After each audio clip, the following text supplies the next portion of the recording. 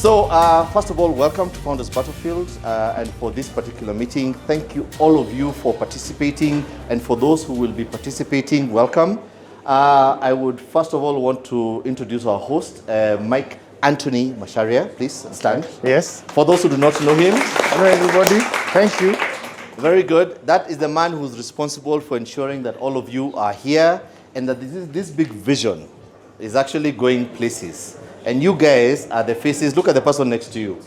That is the face of change. That is how the country is going to look like, by the way, as a result of that particular person. All right? So the thing is, we are proud to have you here and to welcome you. So the thing is, I wanted this to be a 5-minute call, unless we can start actually, yeah? Yes, we should start, right? Yeah, we should start. So we should start, and Roy being the first guy to step up and say he's going to come for the show, and Renee and Kevin, right? As a matter of Kevin, we accosted him in Muthaiga. We told him, Kevin, what are you doing? You've got a good story. I was with our partner Pauline Waroy, who was also in episode 2. And Laila Masharia, she's behind the scenes. You know Laila, right? Laila has been is one of our partners in this whole venture. But she has said, guys, let me stay in the backseat. But she said maybe episode 3 she will come to the show. But Pauline was the episode 2. So we would like to commence, but first to thank all of you for coming. And I think when I hope you guys are going to be networking. So I'm not sure if you're going to start with introductions because I think you guys have to know each other. So let's just say that whatever happens today, you have to leave here knowing at least 60% of the people. Can we say that? Yeah, you guys don't have a problem with networking. Already Eugene has dragged me to Biofoods offices to do some show. We're going to change the format a bit, you see. So it's part of innovation as you go along. Is that correct? So it's time to know each other. I think we've got people who are going to come for the next season 2, which is going to be quite exciting also. We want to thank all of you, but also we want to share the journey of where we've gone, and we'll have Laila and Pauline also explain where we're going, and also as we get more partners into the whole value chain. The person who is in charge of our brand, who has made our brand look good, is John. So if you need any work done at a level of steroids, there's a guy here in terms of brand. You tell him something, he just says, Mike, I'll come back to you. So I think we should start, and then welcome. There's going to be some bitings and food served, so you guys please feel free to eat as much as you want to do. And then at the end of it, we are gonna then, even if those guys want to go and have whiskey, there's a very nice whiskey bar that you guys don't know about here. Do you guys know about it? I promised the owner I'm gonna definitely talk about it today. Yeah. So it's when you go to the end, it's very nice. Just somewhere there, he keeps some very nice. If you like whiskey, the corner there, it's a cigar bar, very nice. I like it. So, what have we been able to do? I think we started a year back. No, not a year back. Just a year back, no. November. It was really an idea, and we brought a few people together, and we said, look, what's this? My idea then when I brought people together, Laila and everybody else, and Pauline and everybody else was, and we started as many people, to be honest.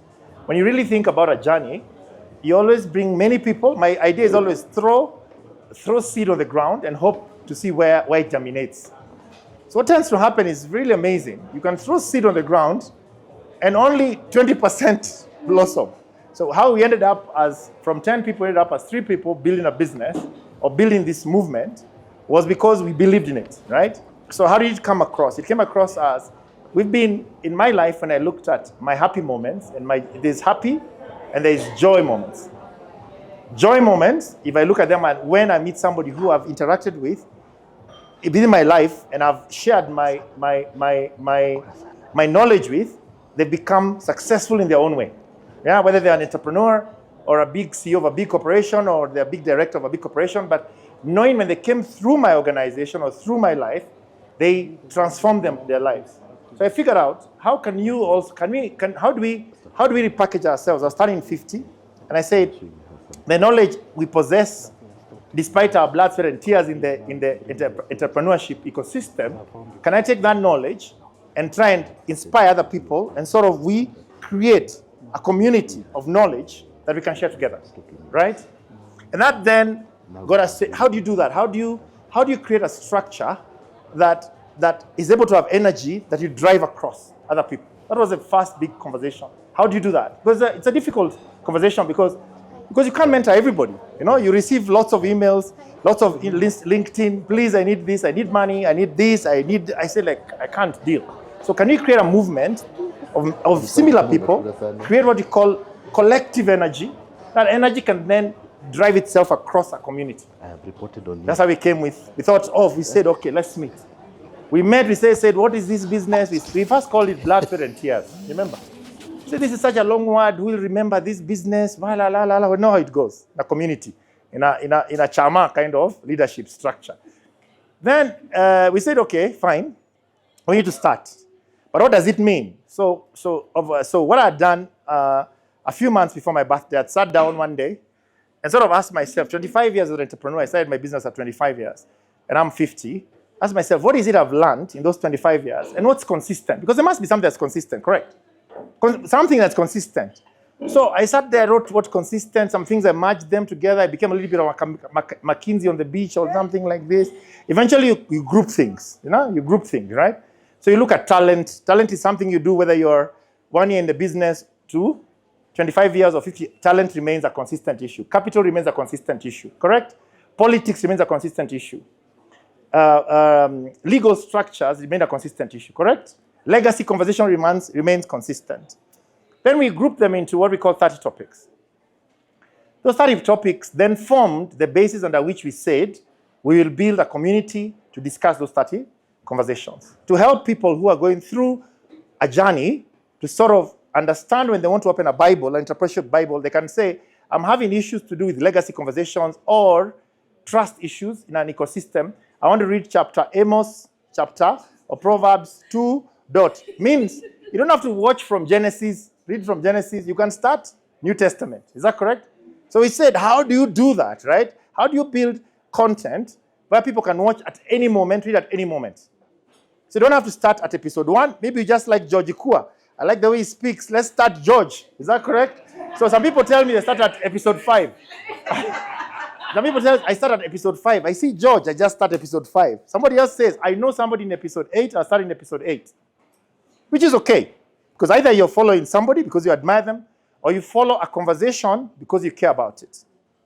And then we said, okay, how do we start this? We said, let's do a podcast. We said, okay, how does a podcast look like? Do we have a podcast of two people, having a conversation?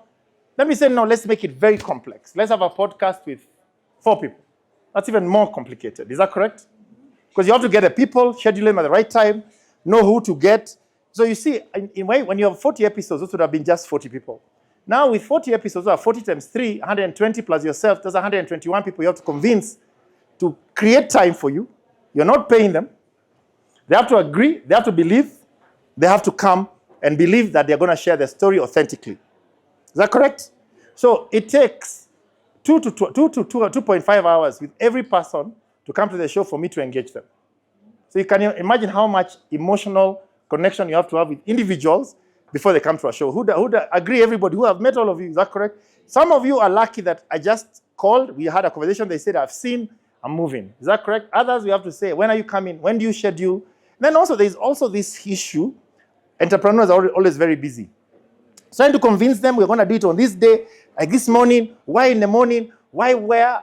Eventually, at that weekend, I've got my kids, I want to do it like this. So trying to get the right people put together in itself is a very big, difficult conversation. Is that correct?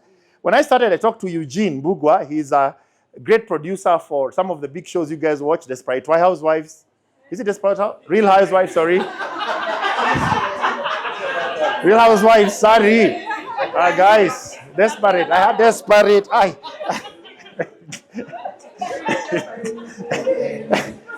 said, no, it's not Desperate. It's real. So I called him, I told him, Eugene, I have a plan. I met Eugene, I told Eugene, I have a plan. Eugene, I have a plan. We have to shoot this thing. So Eugene looked at me, Mike, tell me. I told Eugene, I'll come back to you. Let me figure it out. I'll come back to you. Now we have a plan, how we're going to do it. But anyway, that's why I called him, Eugene, you have to come in my life until we get this sorted.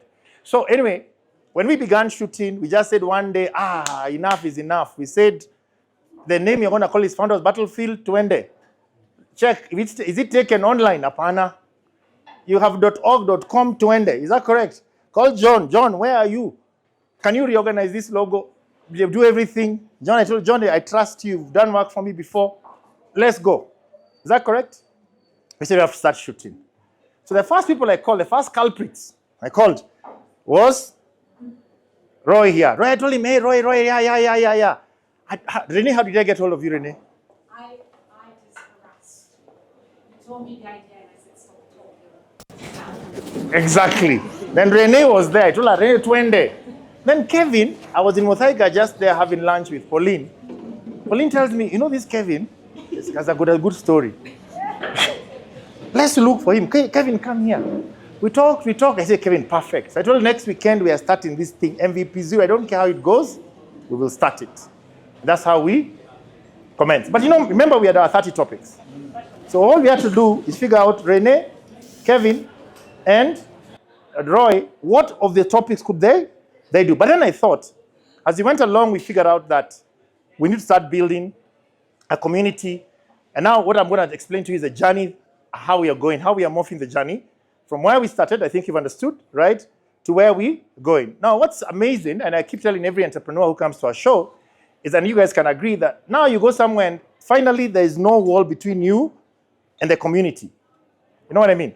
If I used to come to to a restaurant like this, people would either talk to me either because they know my company, but today people don't talk to me because of my company. Talk to me because they watched the show. Even I talk to waiters everywhere. They ask, hey, that thing I watched, very interesting.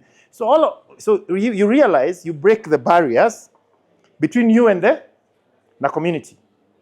And now you have anyone who can talk to you about anything. Is that correct? Because they can relate to you at any kind. They see you as human, or they see you as relatable from a point of view of pain, or a point of view of success, or a point of view of that you are able to see life in a different lens, right? Which they can relate to you at. So what we've done as we go along, we've then gone through naturally the journey of MVP, the business, or the community to how do we create sustainable ecosystem? Because you also need to create sustainability in what we do. So what we've tried to do is, and I'll let my colleagues come and explain, and I'll run you through. We've then now looked at what we call our marketplace as a business. Is that correct? So our marketplace as a business carries multiple things in terms of our viewership, because we're definitely going to, these are kind of viewership you're currently having. We've got voices, in the stories we tell, our stories that we break down. How do you engage founders? I'll look at all of you because we think we can build a community. All of you guys are very powerful in your own way. Means that there's somebody here who has very good skill that is not even in their CV that another founder requires. So how do we connect the dots between a founder who has certain skills, another founder who needs those skills? How do we bring it together? So coming down to it, the first thing we've done is, identifying our topics of engagement, correct? I talked about our 30 topics, right? Our 30 topics are broken into what we call 5 acts. The first one is external chaos. You guys understand external chaos, is that correct? You know external chaos, is that correct? So when I sat in the beach, I wrote those things, I grouped them in something called external chaos. The next one is internal turmoil. Correct? You guys understand internal turmoil, right? You know it, yeah? The next one is mind and emotion. You know when you need to do what you need to do, correct? The next one is what we call legacy building. And you come to legacy building, correct? And the last one is what we call philosophy identity. Without this business, who am I? Because my business has become me and the business, when you remove it, who am I? Is that correct? And definitely we've realized something called bonus episodes. We've seen as we went along things like diaspora. When there's diaspora comeback, women and menopause and business, for instance, right? Is that correct? We talked about the when you can't give up. So there are some topical conversations that are not necessarily in the 5 acts. They are more general. So if I go to Act 1, for instance, we've actually done everything you see has gone live. Means we were lucky enough to find a way to fit some of them within Act 1. So you can see the first one is cornered by growth. Some people here, Peter, Pauline, Lenny. This is fit up, and you can see it does well in terms of reviews. It has got 15,000 organic views. Okay, we've got very good organic views. Very good. Everything here is organic. We don't promote any of our content because, and I was explaining to Bobby that our content has to be true believers who have to watch it. You cannot, it's either you believe, you watch. It's like Bible. You don't go to the Bible unless you're a true believer, do you? You don't just take a Bible and start reading, or a Quran, just for fun. Is that correct? Okay, so we had other episodes, Low Trust, the Finance Mafia. We had Talent Trap. Some of the teams are here, Catherine and the rest. Yeah, we had, down here, we have other topics where we have, these are 2 topics we are here to shoot because we are here to get the right set of engaged partners to shoot this. And then you can see here, you've got, this one has something called boardroom to backroom. I think you guys understand that, what it means. What you see in the boardroom and backroom are 2 different things. Is that correct? We have rule breakers and survivors. Why laws don't work for some. You know where you're in a transaction, you think I've signed all the documents, but do they really mean anything in this setup? Is that correct? So we need to know what really that means. Right? When you sign documents, you say, hey, what does this even mean? This document don't mean anything. Is that correct? And you've got the best lawyers. So what you do, if you want to participate as a founder, you can come in here and participate as a founder. So this is also excellent because we did everything here we used to do on WhatsApp. We used to do call this person on Excel. Getting people in this show at the MVP was very complex. But now we have automated everything, so you can choose what segments we are. So the back, and you can even tell you which weekend you're available. So now all this stuff we receive it in our CRM, and then now we're able to know people within our cluster who want to shoot that. We then consolidate that group, and then decide who in that group you're going to take for once we do your vetting, because also if you choose the wrong teams, you can have significant chaos, okay? So again, we've got Act 2. I've explained what you say, image over impact. This is still not short, which is book smart, but broke. The education illusion, is that correct? Resume physiologies. What do they say about you when you die? Is that correct? Your book smart, and then you've got scarcity syndrome, when collaboration becomes competition, and then you've got legacy versus inheritance. Hustlers, dynasties, and the middle ground, right? If you leave money for your family, if you leave money for your kids, does it guarantee them that they're going to become successful? Do they become good entrepreneurs? So we'll maybe feature second-generation entrepreneurs who are going to come and tell us, or third generation, how do they keep things going together? If you look at the third one, what if not shows is brand versus man, identity of the public face. When your name and the brand becomes so big, you're unable to decouple yourself, like James Mwangi, for instance. To be interesting to understand his story, right? Or survival versus creation, innovation under siege. Somebody like the guy of eCitizen is coming to our show. That's going to be an interesting conversation. You innovated, but now all of a sudden, innovation has been put under siege. Is that correct? So what do? It was a great idea, but now it has become, is this something you think, you look, open newspaper, you say eCitizen has stolen, you say, my God, what is this? Is this what I intended it to be? Is that correct? So he's going to come to our show, for instance, and you've got things like mind games, mental health. When they tell you entrepreneurs you're crazy, maybe you're crazy. Maybe you're crazy. Maybe you just don't know you're crazy because you don't know you're crazy until, maybe you're crazy. Maybe the craze works for you, but maybe there's some craziness that stops working for you. Is that correct? At that point, they really say you're crazy. Is that correct? So we need to think about it. And then silent sacrifices. The family you forget as you build a business.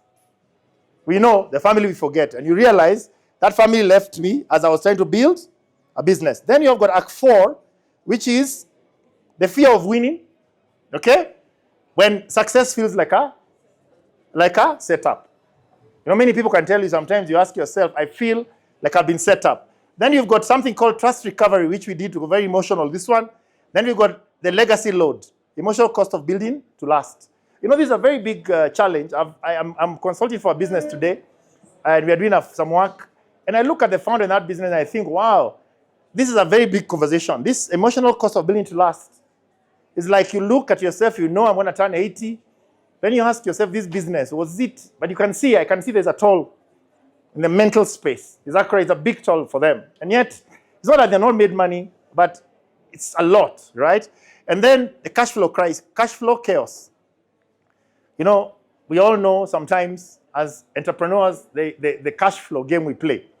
And you put everything in. And then you not know, like you've taken money from here, the discipline of management of capital is something that entrepreneurs, even I don't know which market you'll tell them, the discipline is not there. You just need to tell them how do you manage. And then we've got something called burnout stories. When the body says no, but you know, all right? You clearly need to say it's done. Is that correct? And then you've got our stories, our way. They are the African founders in our own words. For instance, I know, what's her name? She called, I can't remember. What's her? She's in Blankets and Wine. Yeah, she told me, her PA said, Mike, I really want to shoot this thing. This one for our stories. Because I think she can talk about our stories our way, right? So you can see people now begin to choose where they feel they are playing at their best. So this is going to be an interesting one. So you can see we still have a year to go. Then Act 6, we have got, and you can see anything eventually pops. You see everywhere we are popping. Is that correct? There's creativity. We had Sylvia and Peter Elungat. Then we have got code and culture, digital entrepreneurs and real world roots. This is a big conversation around AI. Digital entrepreneurs are becoming the new big thing. Then you've got abundance thinking, escaping poverty script. If somebody read my newspaper, which I write every week, there was something about this I wrote about escaping the poverty script. And I see it when I even talk to entrepreneurs. If you still have a poverty mindset and you're wealthy, even the decisions you make are very, very, very scarcity driven, you know?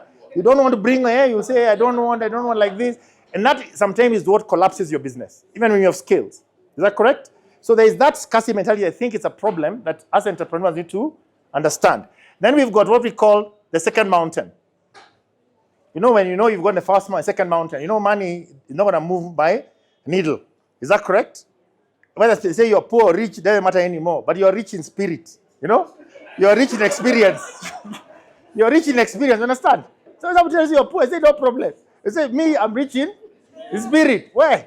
I'm rich in spirit. Is that correct? So, and then you've got what we call alone at the top. Is that correct? Alone at the top. And then global but grounded. Scaling without selling out. How do you scale your business? So these are very, very complex topics that we need to bring entrepreneurs to show. So why I'm telling you this is I'm sure some of you have not gone through the site, but it has all the conversation in terms of what we want to do. And then you've got what bonus episodes, which we're going to bring. For instance, we talk about women in the arena. We're thinking of bringing women in the arena. And I was talking to my friend. She does consulting for, not consulting. She does talks and helps women in their menopause years. And we studied with her, and we started with her for lunch for 2 hours, and we realized that a lot of successful women have built businesses during menopause. It's fascinating. She told me what happens, and she explained to me why a woman in her menopause years, she's more likely to become successful. Most likely to become successful. It's amazing, right? Why her energy levels, her commitment, her drive, it's testosterone is higher. Oh, no problem, they say. I don't have to say, they know, that's all right. If I tell the man, please, don't drive me, I will. And the man now is lower. So women, some successful women, Moet, for instance, the lady of Moet, her story is around here, right? A lot of successful women, furniture. So there is the issue of things we talk about, something like invisible co-founder. You know, these are all interesting topics. What I really want to show one is diaspora descendants, you know? So when you come from the diaspora with capital and you think, hey, I'll survive in this market. I want you to realize you can't survive in this market. You know nothing. Is that correct? You come with your $1 million. It goes like this. And you're crying every day. And you wonder what happened. These people are thieves. You know. So these are topics. This is how we agree on topics. Now, once we agree on those topics then play a role in terms of how we drive. The next thing is, how do we engage our founders? So every founder that comes to our platform, you can be able to find them through, because you need to look for them. You can find them by industry. You can find them by the services which we offer. Whether you want to be an angel investor, you can come and find the founder here. You can come and find what non-cost skills that you don't see on LinkedIn. These are not skills that somebody tells you they can do in LinkedIn. These are skills you don't see in LinkedIn. And then which country they're coming from. So so far we've got founders from those countries, right? And then you can also say who is a founder who is in the arena, who came for our series. So you can filter by, because first I think by the sheer fact you come and you're willing to be vulnerable, your vetting by other founders is already been done for you. You understand? So it means I could sit somewhere and say, I just listened to Roy or Renee. I want Renee in my business. Because the moment I listen to her, you're almost, without realizing, you're talking to another person. Because you're vulnerable, you're not selling. And somebody will say, Renee and I, we can get together. So I've seen people who call us and tell us, that person in episode 4, that person in episode 6, that in episode 2, we are really keen to work with them. So what we do, we have the founders here, and you can now select them. In where you want to do, you can go and look at any founder and say, okay, what is this founder here? You can understand what she does, and she can update her profile, and she can then see her engagement capability. So what you're trying to do is immediately build a connection ecosystem between founders, where I ask you, because I think there's a recycling of the same people in the same community constantly. So we need to figure out how do we bring a different segment in terms of how do we bring different entrepreneurs running. And how do we do that? We then say, what kind of venture services do we give entrepreneurs, correct? So what are the venture services people look at? People want to be in advisory board. So when you come and select an advisory board, you can go and select any of the founders that you saw. Does that make sense? If you go look at a full-time member, you can go and select any of the founders that you saw. So you can also look at crisis board. Sometimes you want somebody to help with crisis. And sometimes a board member in crisis is a skill they don't put in their CV that matters. A loved one died. Yeah, you're a founder. You don't know how to deal with emotional grief. So what kind of crisis board do you need? You see, that's a different kind of skill, and nobody's going to tell you that person knows how to deal with it. Is that correct? Something like guest speakers, we get called to speak a lot. People get, because you do founder-to-founder mentoring, which is very important. And sometimes, I can listen to somebody speak, and I'll know that person and me and them can relate. So I see, especially in the show, you could listen to somebody speak, you see how they think. So that person, I like their temperament. I like the way they think. Is that correct? That person, I think we can relate, right?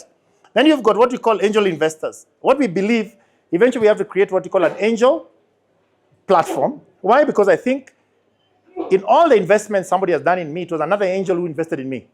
The angel brought another angel, and then the angel brought PE fund. So I can almost guarantee you, if you have 3 founders investing in you, in this room, if you get 4 founders to invest in you, you're most likely going to be successful. Can you guys bet it? If 4 people here betted on you in this room, you'll be successful. Which is where we'll be successful together, because all of you are betted on us, right?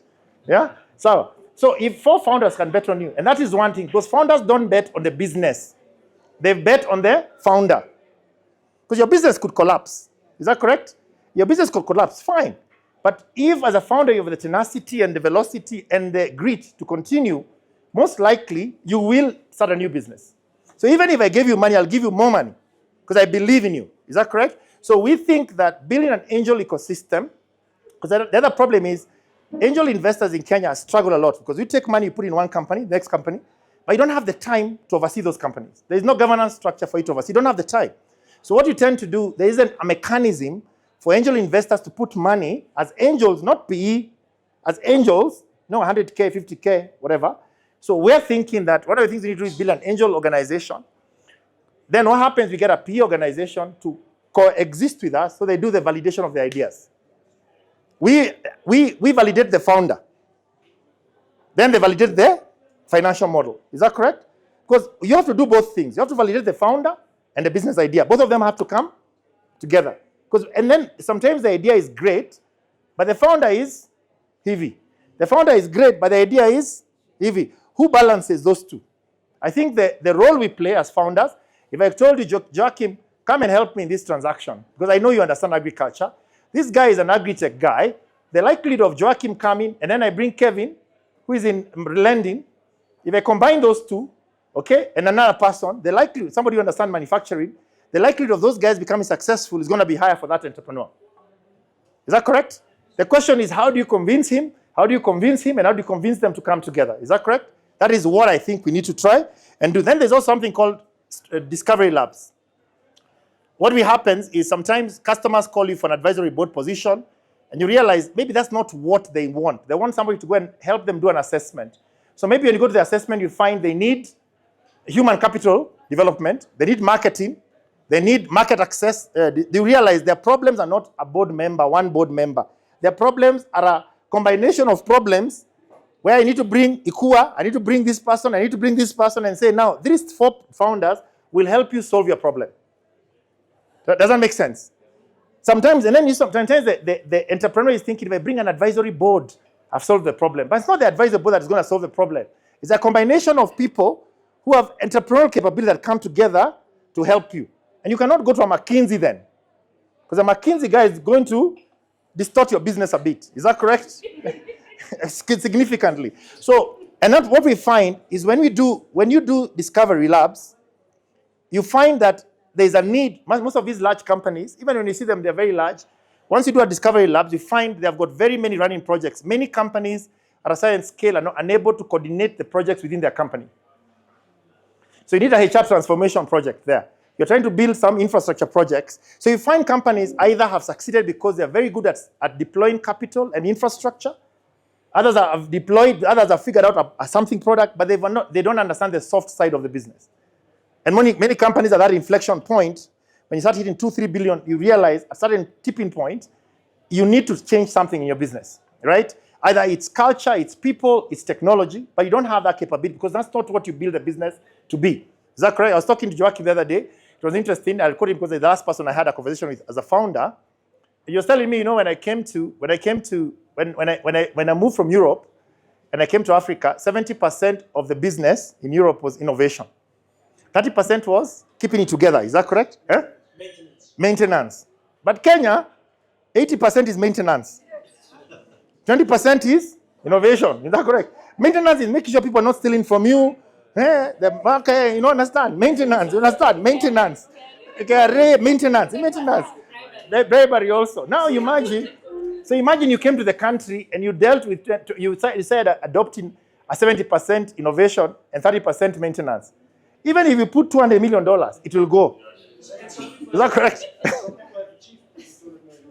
Yeah, you know what happens. Yeah, if you invested $200 million, some guys come and do exactly that, and the money goes quickly. It gets chopped. So we feel some of the companies also have a struggle with being what you call a PMO organization. Like building a disciplined organization towards that growth, right? And finally, there's what we are going to let Laila talk about is how do you coach? How do you create a framework of coaching fellow entrepreneurs? How do you coach fellow entrepreneurs? Yes, we'll have to go to school, we'll go to Strathmore, we'll go to Lagos Business School, but we all went through that life cycle. I think some of my colleagues have been here to all those schools. We've been. But then, sometimes I sit there and say, hey, this conversation is not going, this is academic a bit. I think I need to change it. This conversation, I'm not sure it's taking me where I need to go. Is that correct? So how do we create a co-learning capability? How do we create a co-learning capability that allows us to learn from our experiences, but also allows founders to become teachers in their own ways, but in a structured format? How do we do that, right? So this is our business. To be honest, this has taken off pretty well. As a consulting business, it has taken off. And the funny part, one of the customers we have, they were driving to their work every morning, and then the father tells the children, have you heard this? Have you seen this newspaper article here? And then the children say, yeah, but there's another podcast you should watch. So they start watching, listening, or whatever. And then the daughters tell their father, there's something somebody said in episode 4, we've been telling you, but you've not been listening. And then Mzee says, well, there's something I had in episode 3, you guys have not been listening. Can we call these people talk to us? So they call us to talk to them. So eventually end up becoming a McKinsey of consulting with them. Does that make sense? Now when you go there, you realize, I understand why they have this problem, but then you realize I have the skill, but another person has a skill. Maybe Alan has a skill, maybe Laila has a skill. Then you bring people together and you go and help them do the transition. Is that correct? So moving on, as we look, I would like then to call Laila to explain to us what our learning journeys look like. But what our learning journeys is what we call our African Founders Operating System. What is it made up of? And it's made of mindset. Okay? It's made of emotional. These 5 fundamental: strategic, understanding, social, and spiritual. And I'm going to give an example, a real example. Let's assume you're going through a crisis of a business, a cash flow crisis. The mindset, strategically, you know, I need to make certain very hard decisions. Is that correct? I need to cut down stuff. I need to do whatever. Is that correct? Your mindset tells you, am I ready? Am I ready to actually do this? Am I ready? Do I have the... Am I ready? Your mindset tells you you're conflicted between your strategic and mindset. Is that correct? What is emotional? Emotional, even as that's socially, if you're going to move your kids from international ISK or Kenton to another school, that's a very social conversation you need to have with yourself. Is that correct? So strategically, you know what you need to do. Mindset, you know what you need to do. But there's something called an emotional, social conversation you're trying to figure out, will I do it? Won't I do it? Because are you going to pay fees? Are you going to pay your employees? And then there's also spiritual, right? When you know everything in your body tells you, I have to do it. So the question is, for an African entrepreneur, how do you balance this ecosystem? So I'll let Laila explain, and I'll leave her, because she's going to be leading this. She's Dr. Laila Masharia. Laila, over to you. Thank you. Okay, thank you. Good evening, everybody. It's great to see friends, a lot of friends in the room. I'm Laila Masharia. There is no relation. None. It just happened. Yeah. Because you're leaders and entrepreneurs and founders, your time is really precious. So I'm going to try and explain what brought me into this, why I believe in this, and how we can deliver value to you. You've heard some of it. It's an ecosystem, but it's an ecosystem that we envision all of you can get plugged into. We will give you a platform. You can see we'll build that following for you, which allows you to benefit. But at the same time, as we build that platform, you can plug in as a facilitator, as an advisor, as a board member, because once we start building that following for you, it becomes a way for you to start monetizing your being a founder. I say that because there's many people who even after 20 years look at their business and they're like, I'm still not sure what I really got out of this thing, right? So this is one way. So I'm going to, I've been an entrepreneur forever. When I was 15 years old in high school, I went to boarding school for the first time. My parents had to leave Kenya suddenly and move to Somalia because my father got an assignment. So I went into a boarding school when I had been at home for quite a while. And I would listen to these young girls pining for their boyfriends. And there would be a popular song. So sometimes it's Nobody Loves You Like I Do. And there'd be this very popular song. And so what I would do is I would use my artistic talent. I would create a poster, kind of drawing out what this song was saying. I would roll it up. It was usually cardboard. Make it into a scroll, put a ribbon on it. And I would sell these things as love scrolls. And it was brisk business. So that's when I became a creative entrepreneur. Since then, now looking back, I don't know about the unit economics and I didn't price my time. I didn't, all of that. Since then, I've been in entrepreneurship in many, many different ways.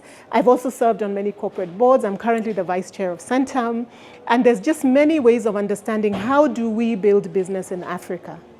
As this has been happening, there's one particular experience I had where it was a time when I was doing real estate development with a group of investors. And I remember this used to be my attitude in those days. It was coming up to the 2007 election. And I remember saying to people, because those of you who are around and in business know that that's when the economy was really booming. We had almost reached that mythical 7% GDP growth. So there was a real euphoria. And I remember saying in about early December of 2007, I wish these politicians would finish with their election so that the rest of us can get back to business. That's how I used to think. And many of you who are in business in that time know that we were terribly humbled after that, and that you really need to pay attention to the context, to the macroeconomics, to the ecosystem when you're building business. Why do I say this? It's because recently, over time, why have I joined the team to be involved in this project? Over time, I look at LinkedIn and I wonder, are these guys on the same planet as us, right? Or you go and you enroll in an MBA and you're getting this credential, but you're reading these cases and you're like, This stuff feels not even theoretical, but completely fantastical. It has nothing to do with the realities of building business in Africa or in Kenya. And so I said, what if those of us who have struggled through business, who have done these things either together or on our own, had a place where we could go and we could see ourselves in the curriculum, in the case studies, in even the financing structures, in the policy framework? What would that do for us? And many of us know that, and when we start to speak and we're transparent, we know many of us, it has taken a huge toll on us, on our families. People have lost their homes.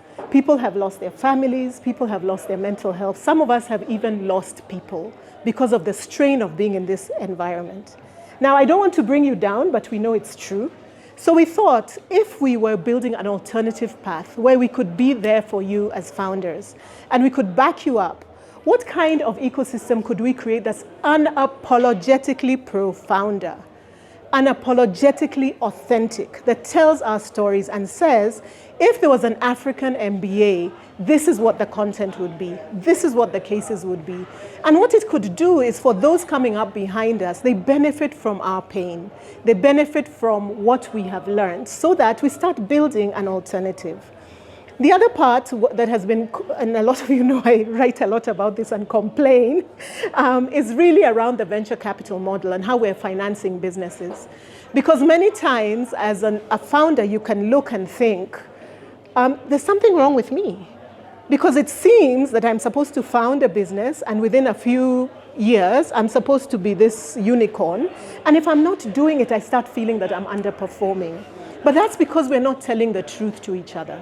We're not bringing out the nuances and the reality and the vulnerability of what we're all going through. And there's something about when you start to hear it, the healing, the relief you can see in the way it resonates for people.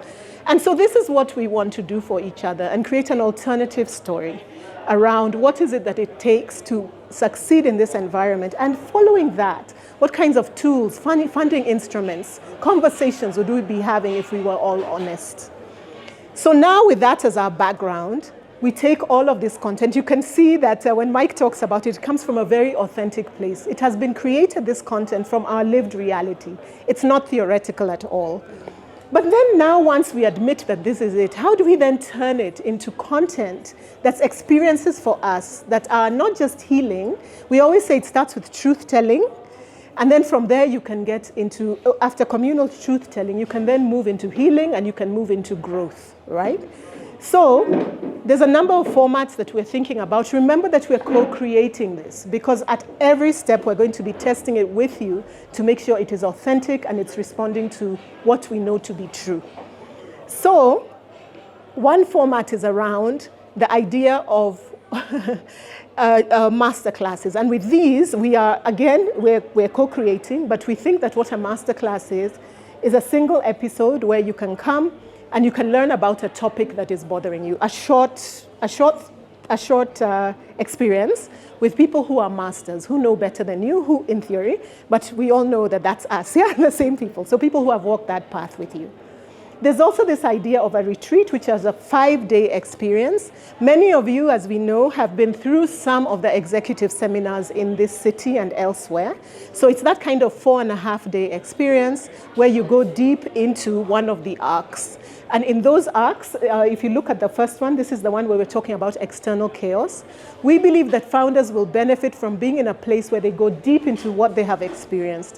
What is the real MBA and experience of building a business in a low trust environment? It's not the same as the academic one we've been told about. It needs different skill sets. I had somebody who said that a friend of mine, he runs banks in the US, very large banks. And so he's very respected. But I was telling him the skill set of somebody who runs a bank in New York versus somebody running a bank in Nairobi, it is a different skill set. And it is hard for you to understand. I'm not saying we don't respect that, but the versatility that you need in this environment to succeed really deserves respect. And so what is it like to be in a low trust environment? What is ecosystem debt? All of this is anchored on all these different arcs we've talked about. And we want it to be experiential, we want it to be about sharing, and we want to go into a framework where we leave you with tools that you can apply when you go back to the office the next day to your business. Remember, we're people who are time-starved. time is a wasting, as they say. So we want it to be punchy, useful. You leave from there and you know what you're doing. I've got a lot of experience in executive education design. I designed executive seminars for the Strathmore Business School. I designed a real estate executive seminar for executives at a time it did not exist. I've designed leading change executives for Princeton University, again for executives, so that we really talk about when you're trying to get from point A to point B, what does that look like?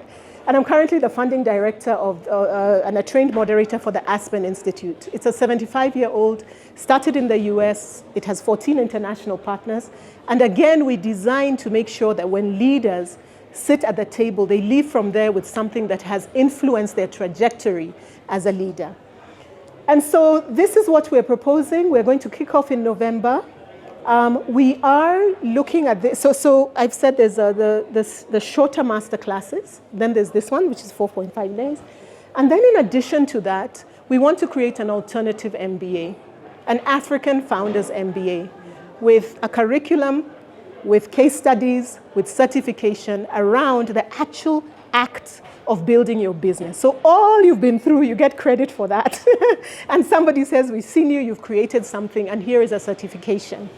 So that is the way we're thinking about it. The content, you have heard about it today, what the arcs are and what we're going to be discussing. But my role will be to come on board and turn this into something that has meaning for you and delivers it into something that you can look at and say, wow, this addressed a pain point for me. And when I go back to my business on Monday morning, I'm able to be more impactful and to be elevated as a leader. You'll be getting more information about this. Remember that as we do facilitation for these, you are the ones who, as we work back, you will be the same who will be the facilitators. Because again, we want it to be from people who have been there and done that. There's one more thing we'll be asking for input. So me as the designer, is really to hear from you about one more piece that seems to be a need, but I don't know yet how it should be designed. There seems to be a need in the ecosystem for just talking. Almost like, I don't want to call it a support group or a founder's circle or something, but there actually seems to be a need for a space where people just come and talk about their real experience. We can anchor it on the side of this or alongside it, but we will be asking you to give us feedback about when you, and please come to me and tell me, does this ring true? Does it seem that there's something we're missing? Is there something we should add? What do you believe would have been helpful for you at the time that you were building, or even now if you're still building, so that we make sure that it has what we call a ring of truth when you look at this. So thank you. Yeah. Entrepreneurs is one thing they love doing. I don't know if all of you love doing this. I think all of us love teaching. It gives you energy to just give back, just to think. It helps you shape your mind, right? I think the more even I'm doing my podcast, the more I find my level of clarity is extremely high. Because as I talk, I think I'm able to put a lot of, there's a lot there's a lot you've packed in your mind, but you've never really put structures into it. You get my point? So I think teaching helps you with a lot of conceptual models to think why, what happened. Alan Gashuki is here from Riara, and we have got Dr. Great Riata from Lagos Business School, and very interesting how we ended up here, but we will talk about it. She's here from Lagos. She's got some students from Lagos Business School visiting, entrepreneurs visiting Strathmore University. So I wanted her to come and see because I would like to host the students this weekend. Know how quickly we are moving, so we really need to go, because we're trying to franchise this in West Africa. Okay? So I'm also hoping some of the entrepreneurs could even do a show with us before they leave. I get 3 of them. We do a Lagos chapter here in Nairobi. So this is part of the conversation. As you can see, it's a very fluid conversation. As entrepreneurs, we constantly think that way. So this is what Laila has explained, and the area she's explained, and you can go and join. You can go and apply for an EFOS stuff if you want. And also part of the journey also is also to train. Let me give an example.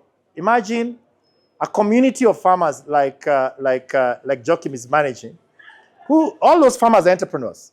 I told you about it. All those are entrepreneurs. He enables entrepreneurs as biofoods across an ecosystem, across a dairy ecosystem. All those 1,000 farmers are entrepreneurs. But maybe you talk to them, but you don't talk to them sometimes about founder issues. When I have my 100 cow, What will happen to my cash flow? What will happen, right? So how can we also co-create vertically driven content? Is that correct? We've got Razor Group, Ian behind you there. He's got a lot of content that could plug into discipline, 7 habits. So we again said we are co-creating by industry or co-creating by vertical, but again, overarching the African founders ecosystem. In the fashion industry, for instance, you talk about how do you help somebody scale a business, okay? How do you get more Vivos out there, right? What do you need to do to get more Romeos out there? What does it take, right? What does it take to get more companies scaling, right? So it's also, as you can see, it's a combination of how we co-create. So please feel free to ask questions as we move along. Next, as we move along, and that's why we can get you to ask questions. Right? The next thing is what we talk about is founders and brands. We also believe, and I know some people here represent big brands. I don't think the brands in this market have really been aligned with entrepreneurs. Brands are aligned with influencers. Is that correct? So Maurice here represents a big brand of Mercedes. You want to buy a GLS, you go to him. You want to buy the new Touareg, you go to him. You want to buy everything, you go to Toyota, you go to him. This Maurice here, you see here. But the other day I asked him, Maurice, who do you sell this cars to? This guy is 40 million. He says, Mike, I sell it to people like you. I said, hey, hi, yeah. Okay. He said, it's him. So I find that brands have not connected themselves to entrepreneurs. Is that correct? And I'll let Pauline come and tell us how she plans to get this, because she's come from that industry. So Pauline, over to how we go to brand this, because we believe we have significant level of credibility and reach in the market, right? So good evening, everybody. Good evening. I don't even think I need the mic, eh? No, for the cameras. No, these are for the camera. I'm just saying my voice is quite big, yeah? It's broken also. If you know what we were talking about later, before. So, welcome everybody. I know I'm standing between you and real happiness. So I'm going to make it short and very sweet. Brad, we cannot walk this journey as founders alone. And where you come in is how can we walk this journey together so that we can build a legacy, not just as founders battlefield, but as the founders who have actually been able to walk with founders battlefield. Mike has just alluded to the fact that Brad, sometimes when we think about building Brads, working with Brads, we only think about Maurice or Hutia there, who told him he's not the founder of Samsung, but he's from Samsung. I have Postbank in the room, and I know I saw Visa somewhere. It's not just about these big brands. It's about how can we ensure that Riara School is visible as an organization that has really contributed to education in this society. Now, we started with the podcast. It's a journey. And with the podcast, we have an opportunity where we can actually come and say, Kiko Romeo, by the way, and I showed you your first pager. And I'll give you a story of what happened between me and you then. Yeah, when I was a young girl who was doing sales. At least you bought, don't worry. So, what are we talking about? We started with the podcast, and from the podcast, we are actually seeking to partner with you in terms of sponsorship. How you can be able to place your brand there so that you have more visibility, you can be seen. We are all looking for growth. Let us not lie to one another. In this room, we are all looking to scale. We are all looking for more profitability. So when it comes to the podcast, how can we have conversations around the 10 that we have done, 20 more coming? Where can you be able to place your podcast? And there is nobody who is more bigger or even don't feel small, like, I cannot afford. How can we have this conversation so that you plug in, you believed in us, we'll also believe in you. So for the podcast, whether it's a pre-roll or mid-roll, mentions, logo overlay in the video, all these, mentions, we can mention you. If I think about, episode 2, Sarah's and Media was there. We had the Duarte. So these mentions, I'm saying that because ours is the most popular, just in case you need to know. So you can actually come in. We can have conversations around the podcast and where you want to be placed. We have events like this. Maurice, I was expecting to see, what was that car again? Yeah. The new one? Let me give you free airtime because... Well, all our cars are new. Yeah. I mean, this Mchongo are not between friends.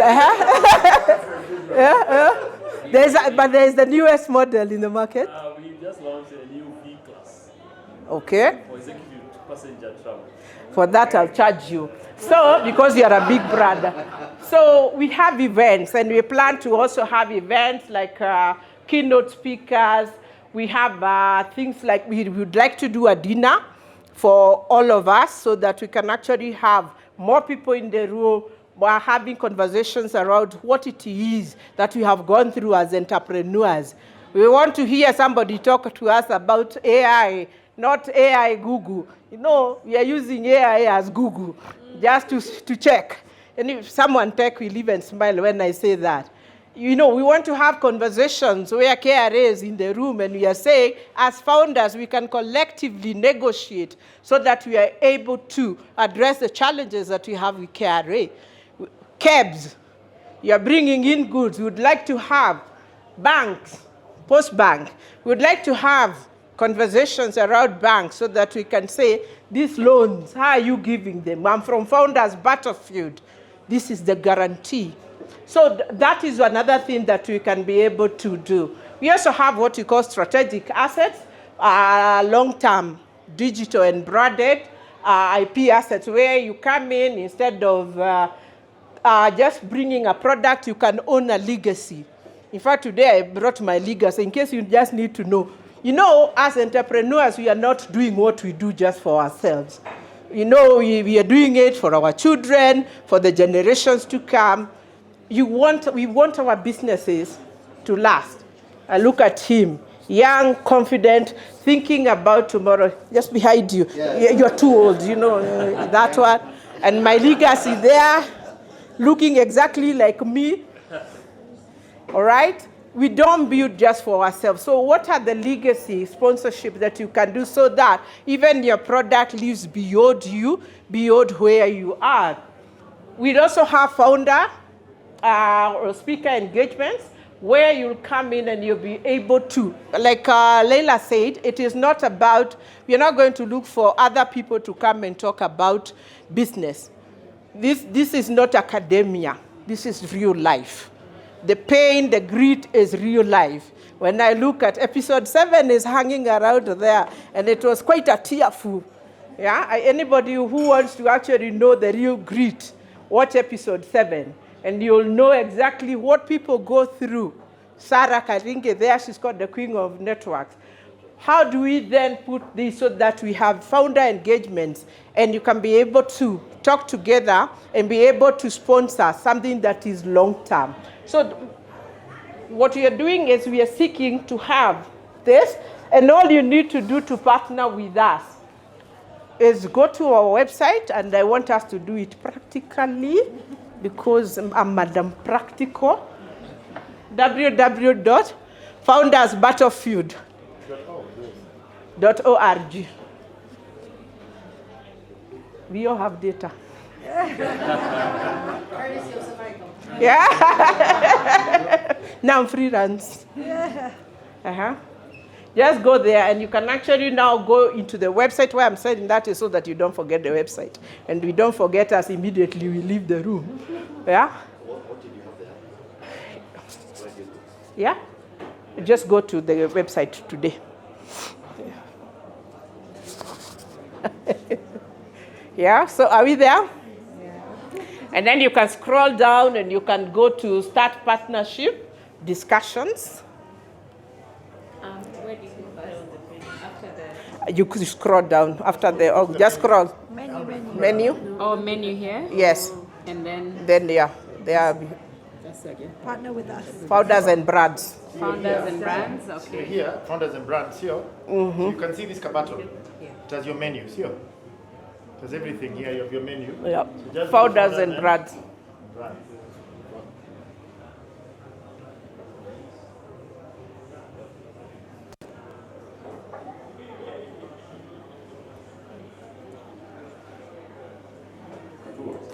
Are No, we good? but now you can see, you can go and do whatever. You can go Yes, and now apply. I know you are there. Yes, that's what. Yes. So you can actually go in there and you see the kind of sponsorships that we have. You can choose what best suits you, and then we'll get back to you. And I know for sure we are walking this journey together. Thank you very much for coming. Nambarikiwe. But again, as we said, thanks, Pauline, for that. Again, one thing we have a community. Some of you are in all our community, WhatsApp community. We have, I think, 700. I think we're hitting 700 people there. I think this week I was seeing some conversations around. Yes, TAT. Something I saw TAT. Or something about tax. Roy, this week was something about tax in the chat group, right? Something to do with tax tribunal is sort of, somebody said it's a fake. It is controlled by KRA. Interesting part, as the conversations was going there, my friend who is in the group, she works for KRA, she's director of legal, she's in the group. And I told her, look, it's your business. Say something about this business. She said, no, you guys are wrong. When you say TAT, tribunal of tax tribunal is an internal KRA thing. It's not. It's a judicial, it's a procedural judicial transaction. Meaning it's arm's length. So what happens is, we've got people like KEPSA, we've got people like Chamber of Commerce. We feel there's a need for that middle ground, place that is run by a new set of entrepreneurs coming and saying, we need to champion this thing differently. And I think that's what is originating in terms of our conversations. Very, very transparent, very honest. You went through this. What's the problem? Is that correct? We're not trying to make any political person happy, right? We're not abusing anybody. We're just saying this is not working for us. Is that correct? But at the same time, we also know that the more we continue doing that, the more we are going to be able to influence policy. And finally, one of the things I've been saying is that I remember 2013 when Uhuru came to power. One of the CSs, my friend, told me, I've got such a big portfolio of state corporations. I don't know where even to start with this, to hire directors, to hire chairmen. I don't know, I am lost. Like, he was lost. Like, who is this person? Who do I hire, right? I'm committing that if all of us, look, in the next, a season runs 90 days. So by December will be season 2. Season 3 is June. So by next year, June, July, we'll be done with all the 4 seasons, correct? We'll even be in West Africa and maybe through franchise models. What will happen, we'll have 120 very solid entrepreneurs, correct? Solid entrepreneurs. Today, I'm not going to have a problem after election, somebody telling me and saying, oh, I'm now the new cabinet secretary. As a matter of fact, I even think some of you guys can be CS. Is that correct? Can't you? Because finally, somebody has never seen Pauline. Finally says this podcast, this Pauline, hey, I hear about her. Let me look at her episode. She knows what she's saying. Sometimes it takes that opportunity for somebody to think of you to take a leadership position. You understand? It just takes that, but you're hidden. We hide. I don't know why we hide. Ikua can be a good minister, but we don't know. He's always hidden. He's always hiding. Siwezi fanya. So what happens eventually? We get given the people we deserve because we don't show up. Is that correct? We don't show up. And because we don't show up, we deal with it. So finally, and we can go to questions. As founders, when you then join the platform, and now because some of you here on the platform, we have given you what we call a founder login, correct? So when you log in as a founder, you're able to complete your whole profile as a founder. You're able to know your ventures, your profile ventures. You're able to know everything about your profile. So I can go here and be able to select your basic info. You can put all the companies that you participate in. You can put your publications. If you have any publications, people can read. Me, I write a lot, so there are a lot of publications. You can be able to put what support services you're willing to offer. So if you're willing to offer coaching or advisory services, you just add to your card. Is that correct? So when people are searching your your profile, they're able to search you based on the services you can offer, correct? What skills you possess. So you can say add a core skill. So you can say what core skills do you currently have. You can be able to say, you can be able to add a company. You can be able to add non-core skills, for instance. You can say what skills do you currently possess, right? These are all the possible skills that you have. Bankruptcy navigation, chronic burnout, exit grief. Yeah? Let me tell you, these are very important things that you need in your life. People don't realize. Sometimes you just want a founder who knows this stuff. You get my point? And this stuff you don't know in a bar, I can assure you. Nobody tells you in a bar, I can do this. Who tells you? I can navigate with bankruptcy. Who will tell you? They don't tell you. You know, we want to do, who could tell you family business conflict or scaling PTSD? Nobody tells you in a bar, I know PTSD management. Nobody tells you that. Nobody tells you that. So we need to understand that we're trying to create an authentic way where you can navigate. So if this is my profile, I can help you with all this business, okay? And then you can also put what are your core skills. You can put additional core skills and you can add your skills there. You can also put your consulting rate. So if, for instance, somebody was to book you, I know that booking Sylvia will be $500 a day. So I'm clear. There's no, by the time I finish, 1,000, she says. Oh, no problem. Okay? Sawa tuendelee tu. Then you also have your social links. So you can put all your social links here. So what happens? Basically, you're managing your profile from here. What happens? Whatever you do here, it automatically appears on the front end. So when people are looking for you, they can filter by, they can do whatever by.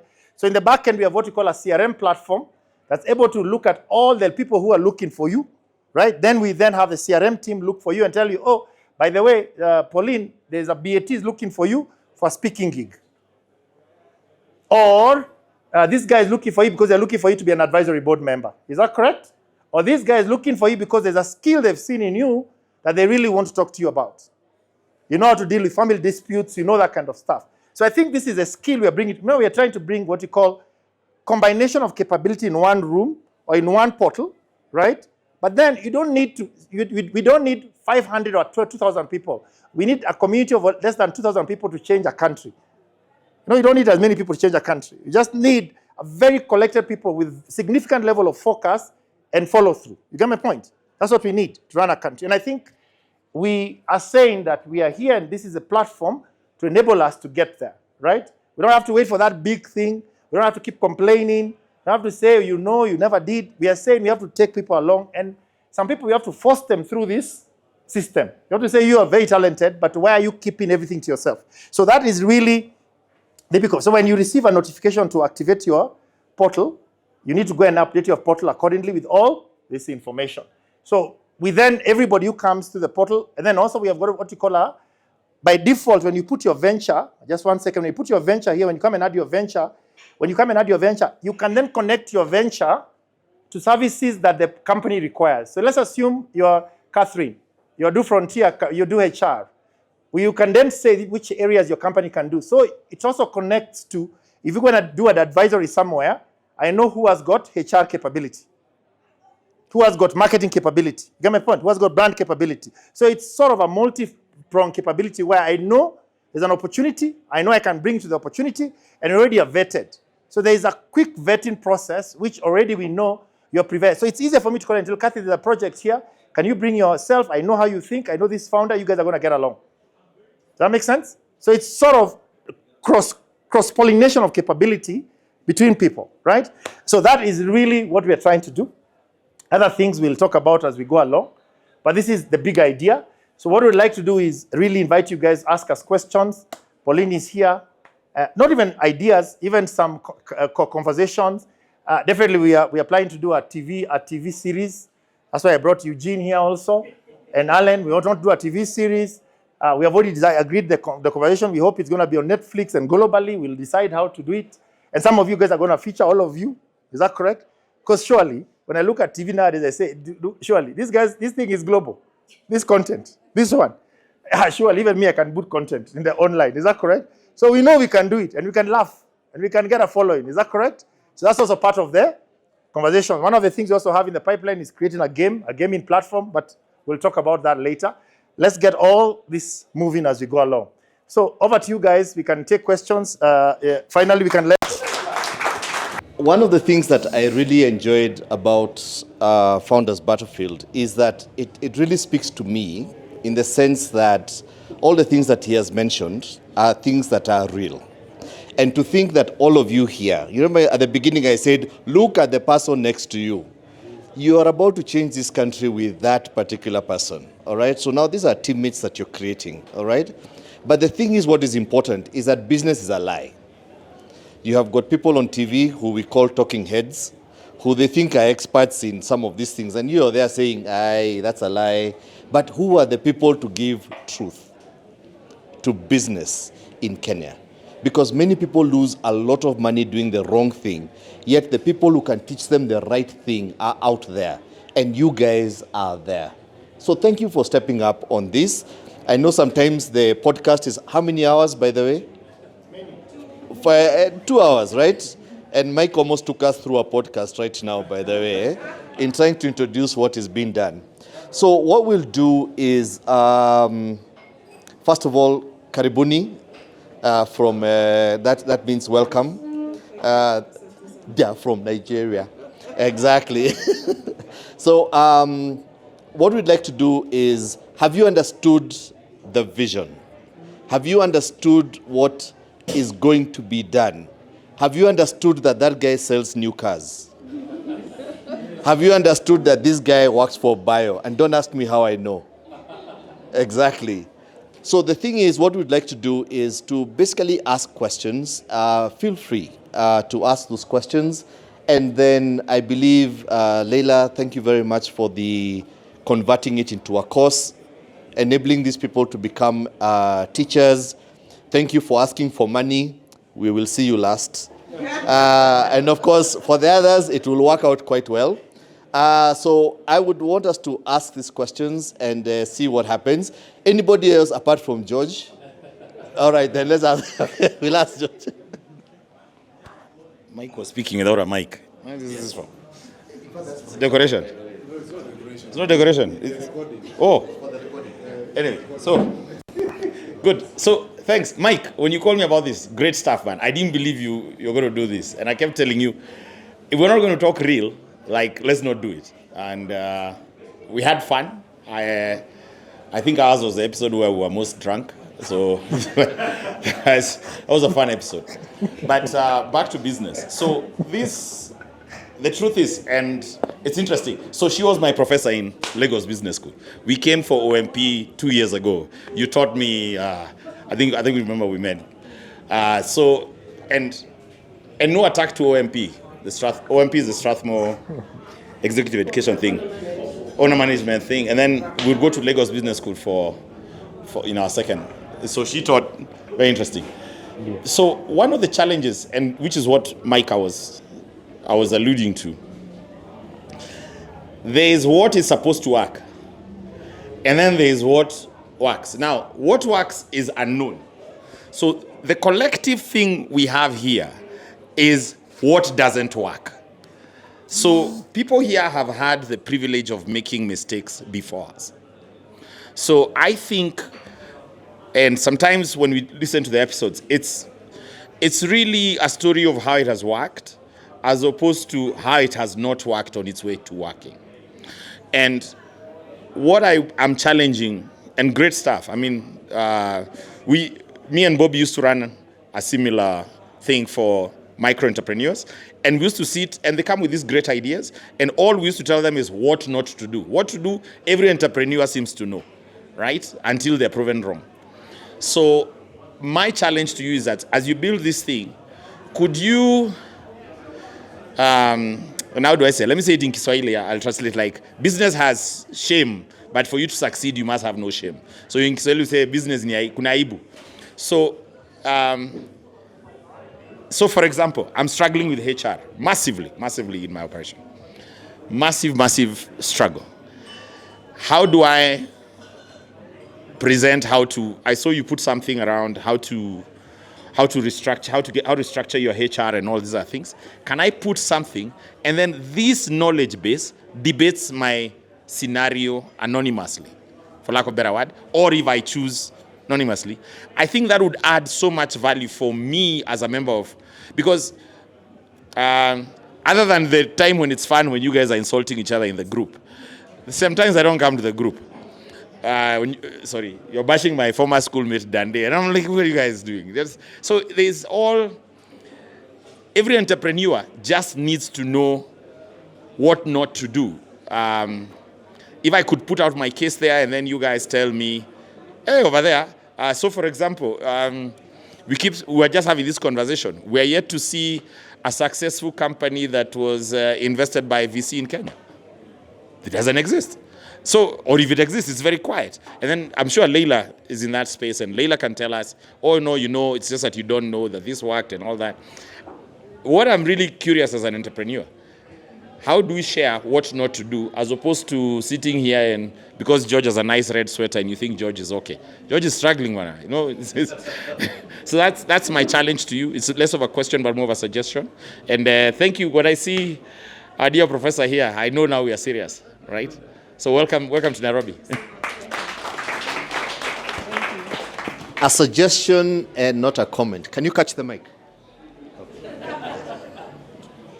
I'll pass this on. Okay. Good evening, everyone. My name is Kevin Mutiso. I had the honor of being on the first episode. Can you hear me? I come into the front. Oh, that's why it sounds so weird. Understood. So I had the honor of being in the first episode, and I was very touched that Michael asked me to join. But at the end of the day, if you listen to some of the things I said, my thing is, one is building big businesses, and so we're entrepreneurs. I've not heard where is the return, right? So where is the return, the cash return for us, right? So what is that path to that $1 billion opportunity that this ecosystem can create? So I'm hoping that there's thinking around that, because I think one of the things that's missing in our ecosystem is, yes, we are not telling the stories, as they said, but are we investing in each other? We're talking about angel networks, we're talking about seed rounds, etc., but are we investing in each other, and are we exiting out of these commercial opportunities that we're creating so that we generate actual return? So that's my 2 cents. Excellent question, Kevin Mutiso. There was a comment that was supposed to be made by Madam Professor. Okay. All right, so thank you so much for this opportunity, and thank you, Mike, for inviting me through Kelma. So I sat listening, and I was very, very excited when I saw this, because I started an accelerator. So I teach in the business school, been doing so for about 24 years now. And so when people laugh at business schools and how they approach entrepreneurship, the truth is, I recognize that there are many theoretical things that are sometimes taught. And so entrepreneurship training is more heterogeneous than homogeneous. Some people do it really theoretically, but some people do it very practically. And maybe because I started as a banker as opposed to being a core academic, so I call myself a rebellious academic. I've always had this inclination towards what is practical and what works, to the extent where I cringed when my university said, you have to go for a PhD because we're going for international accreditation, and 80% of the faculty must have a PhD, because I was dreading becoming like an impractical academic. So I was like holding on to my lifeline, because I hate it when people talk and I can't see the sense in what they're saying. So, but to my surprise, the first thing I realized, I'm glad I did a PhD, because I then realized that there's nothing more practical than theory, even though colloquially we say theory is impractical. And I'll give you an example. A theory is our proverbs are theories. Our African proverbs are theories. When you say a cat that wishes to become a lion must first lose its appetite for rats, for mice rather. That's very profound. You've just said a very profound thing in a few words. And that's based on observation, years of experience. Okay? So that's the best way to understand what a theory is. A theory is when you've examined a lot of people and you've seen from common practice what works and what fails, and therefore you come up with a principle that people can apply in different contexts and in different cultures. Now, I love this because when I created that accelerator, because business schools like SBS and LBS are not for incubators, they're for people medium to high, large, businesses. The hope was to help our MBAs who wish to transition from corporate life to entrepreneurship, because I recognize that I didn't have enough sessions to be able to help them make that, I could increase the appetite, and I keep telling people that academia is not neutral.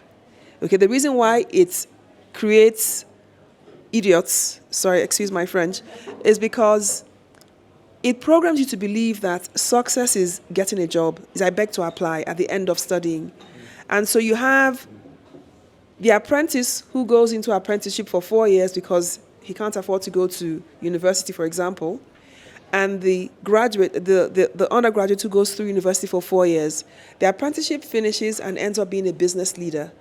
The graduate finishes and begins, I beg to apply, as their most exalted next steps, and then they finally get entry-level things, while that apprentice is now a business leader because he's gone through apprenticeship. So when you were saying that there's a need for people to speak, so I had the opportunity to teach at Yale for a semester, and I was saying to them that in my country, they say that only a mad person does the same thing several times, over and over again, repeatedly, and expects different results. Why did I say that? Because the failure rate of businesses in conventional teaching systems is higher than 90% today. It used to be 75%.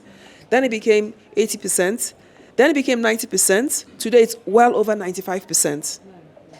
So I did my PhD in Indigenous entrepreneurship because I recognized that there was something about our Indigenous people where they succeeded while those in the city kept on complaining about, keep on complaining about problems. Meanwhile, they have more infrastructure, more facilities, and those in the villages don't have these things. So I couldn't understand this ability to survive with less while those with more were still always, having a pity party. And I recognized that even we don't recognize what we have. Indigenous principles actually answer all the problems that we're talking about now. I'm not saying this is useless, but you see, there was a reason why our forefathers went through apprenticeship. Before colonization, there was nothing like unemployment. Everybody had what they were doing. Okay? We only knew entrepreneurship. We didn't know about paid jobs. There was no unemployment. You were either a family of fishermen, blacksmiths, farmers, herders. Everything you wanted, you had. So I was born in Lagos, so I didn't know village life. So I had to go back to do my field work for my PhD, and I was amazed. There was the person who helped pregnant women not get morning sickness and deliver safely because they had these herbs. There was the guy who cured malaria, treated malaria. There was the bone setter who showed me bones that they put together without x-rays or fancy stuff. A little boy had his foot crushed by a car in splinters. And he showed me how, so he said, do you want to learn it? With, I don't know, it's incredible the amount of wisdom we have with our Indigenous people, I saw those who knew how to cure hypertension, the baby catchers, the ones who went to homes to, deliver babies more safely than hospitals in some cases. What am I trying to say here? So I love this. You've actually made my work easier because I'm glad you mentioned franchise, but we need to include apprenticeship. Everything has to be learned. We sort of think that if you want to be an entrepreneur, just have a great idea and start. No. Okay? There are industries, okay, of course, there are times when what you want to do doesn't exist, in which case the lean startup, start small, think big. But even at that, you could still learn principles from existing players. So in our accelerator, we have 4 phases. We have the entrepreneurial orientation and business management phase. Now, why do we have that? Because most people don't really understand that entrepreneurship is really about providing solutions. They think it's about making money. But it's much more than that. Because if you go in thinking about making money, you're going to be a business owner. You won't survive. Because the money magnet is what? The value that you create.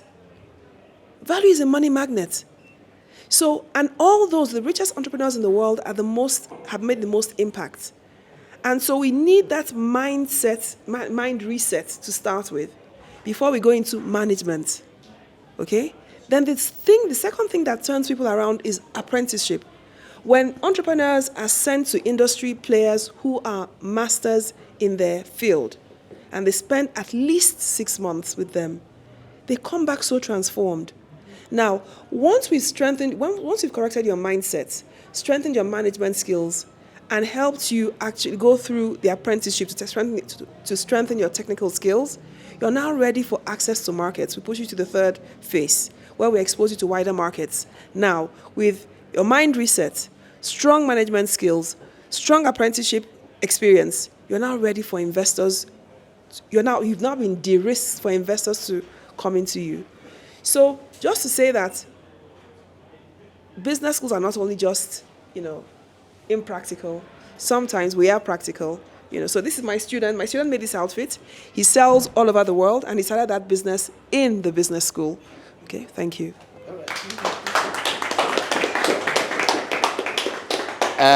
Course material has already started, by the way. Yeah, and franchises and that kind of thing. But it is amazing to hear that and the role that culture plays in many of the solutions that exist. We just have forgotten. That's a mindset that needs to change. There's somebody who even called me so that they can ask a question. Tada-dara, unajijua. Good evening, everyone. My name is Renee Gamau. I was part of the first episode with Roy and Kevin. I'm a co-founder for a medical credit company. We provide medical credit so that people don't delay healthcare. We're in 2 countries right now, in Kenya and in Juba in South Sudan. I'm grateful, first of all.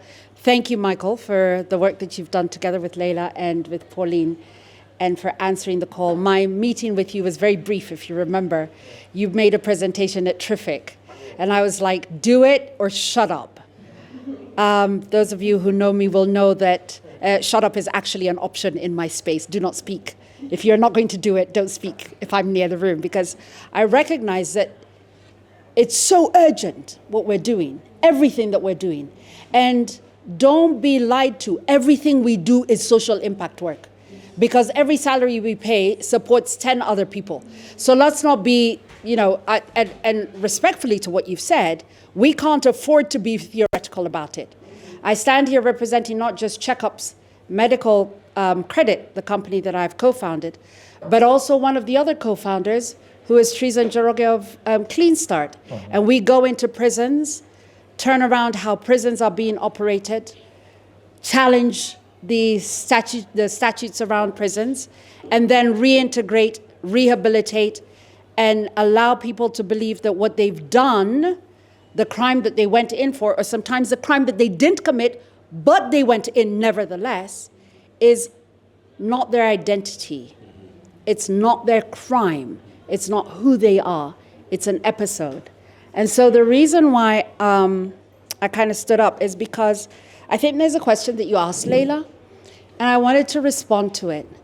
Having been in the group, both the group for those who are in the battlefield, and I recall the period when the episode was, unfortunately, in my opinion, called Men in, what was it? In the Arena. Men in the Arena. And I was like, boss, I'm a gladiator, same as everyone else, in my bra and my, we do not care club. Don't count us out on account of gender. So thank you for having changed that as well, and having listened to me. But we need that safe space. Dande needs that safe space to be able to tell his story and not get jumped on, even though we do want to jump on him, because there's enough places where he's being jumped on. And I recognize the power of that safe space in transforming human beings, because every single day I'm working with prisoners and formerly imprisoned people who the only way their identity will change is if enough who do not have that identity say, I am going to turn a blind eye to what I know about your story, and I'm going to see your humanity. And so this is a plea beyond the story to not enforce an identity of something that happened, because heaven knows, boy, have we all sinned and fallen short of the glory of God, or whatever your version of events is, you know. And so that's to the entrepreneurs.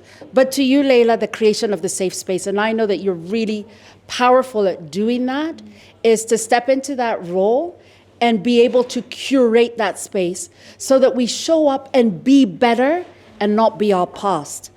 To create an ecosystem of the businesses, we should be buying from, we should be dressed, you should be dressed by Kiko Romeo and by Akinyi Odongo. Agreed. And it should be written that you are so dressed, because it builds the brand so that when we're in other countries, we can do what you just did. Say, I am wearing, you know, whoever your student is. You're wearing who? There you go. That person. Do a twirl, nini, and whatnot. Yes. Very good. Because our brands in Africa will not be created, their brands are created deliberately. Yes. Versace writes Versace so that you don't guess what we're wearing, so that it's right across the t-shirt. And I think that we ought to do so, not just for new cars that are being sold. Don't worry, I plugged you in. But for all the other things that we do. And I think that that's an opportunity, in addition to getting the big brands to actually pay for the show, because it costs you something. But to create that space where we can plug in, or even pause like Diary of a CEO does, and say, let me tell you about this. And then have the opportunity for people around the world to know what we're doing here. The other is the female entrepreneur space, and I know that's on me. So it's on you, yes. I know. I'm going to confess here. So with Pauline and Mike, we've been having the conversation about the discussion by female entrepreneurs on female entrepreneurs. If you watch the first episode, towards the end, I said, listen, the price that we pay as women is different from that of men. I've got to be an alpha male at work. And then I've got to come home and be this compliant bullshit that I wasn't all day. Otherwise, I lose my family to build my business, or I lose my dream and my vision in order to placate a society that cannot understand or accept that I have more testosterone than the man with the least amount of testosterone, and probably not as much as the man with the most testosterone, but I count, I matter, and I have a contribution. So my pledge, Pauline, our pledge, Pauline, is that we will call you women and lovers of women, and we want you to show up on the show, telling the stories of the divorces, of the beatings, of the pain, of the raising the children, of the infertility, of the mommy guilt, of the dried eggs, of the menopause, of the widowhood, of the fat, of the you are not sexy enough, or you are so sexy, if we're going to give you the business, you've got an extra hoop that you need to pass by virtue of having a vagina. Let's just tell the truth like it is. And we are hoping, praying, in fact, demanding that you show up. Otherwise, our stories don't get told. So I've thrown that out there. And then the last one is to create the second generation scale-up stories. Because as founders, the next question becomes one of two things. Either I get bought out, which will be fantastic. I've got money in my pocket. I can sail off into the sunset. But bigger than that is that I'm hoping that I'm building for my children and my grandchildren. What have those who have been successful done? Otherwise, our businesses are a shooting star across the sky, and date of death of founder plus 2 years equals date of death of business. And I think that that's another space that you could create here, and one for which, because I don't want to give you work that I'm like, you go do this, that I'm willing to support. I'm not very sure how. So those were my comments and my queries. Thank you. Thank you very much. And a round of applause for her. Anyway, wow. I am enjoying the emotion that is going on in the room, in the sense that we've got highs, we've got lows, we've got people who are applauding, people who are smiling, and then she speaks and the guys go blank. So, and you can actually see that some of the things that she has mentioned are things that we probably take for granted as men. And when you see a successful woman, yes, you need to understand that she's probably done more loops than you have to be able to get there. So we appreciate you. I'm speaking on behalf of the men in this room. Can you confirm? Yes, so we appreciate you, ladies, by the way. Clap for them, by the way. All right? And this is what's going to make, this is what the vision of Founders Battlefield is. In terms of the untold stories, those untold emotions and things that contribute to either the building of a family, the destruction of a family, and how business and family are related. And if you find somebody who's drawing that line, please ask them to be here to explain to us how did they do it, okay? All right? And I had another call coming from a lady again. Wait, guys, what's wrong? No, we'll ask. It's okay. So, first of all, I'm really amazed by this initiative. I think it's fantastic. I haven't actually watched an episode, I hate to say, but I think I'll go and binge watch them because really it seems to be addressing so many things that affect all of us. I just want to pick on a couple of quick things. Laila, the thing about almost like the therapy sessions. For many years, Sylvia and I actually did weekly sessions in our shop in the Yaya, where we brought fashion designers, stylists, and so on, everybody who wanted to come and talk. And some of the people participating said that it was like a much-needed therapy session. And others were just making networks, connecting, building each other, finding who to feature in the next media article. But it had a huge spin-off until the two of us were like, okay, we've been doing this for free for many years. It's maybe time to pass on the baton. But that space is very necessary. I also wanted to pick up on the apprenticeship. I had actually written a note internship because although I take a lot of interns in the business, I also have sponsored people through university who can't get jobs and maybe they don't want to be fashion designers. So I'm actually thinking within this network, who can I connect? One of the guys I've got who's very interested in sports management. So between founders, I'm sure we can find and place people that we hold dear, that we would like to see flourish. And then the last thing, which ties two things together, the second generation, the legacy, and I think the guy from here's left, the thing about money making, or it was Kevin. So I'm now in the situation of second generation. My daughter's come into the business. We're going through a very lengthy exercise right now, which is extremely helpful, important, and so on, to align our strategies, our brand vision, and so on.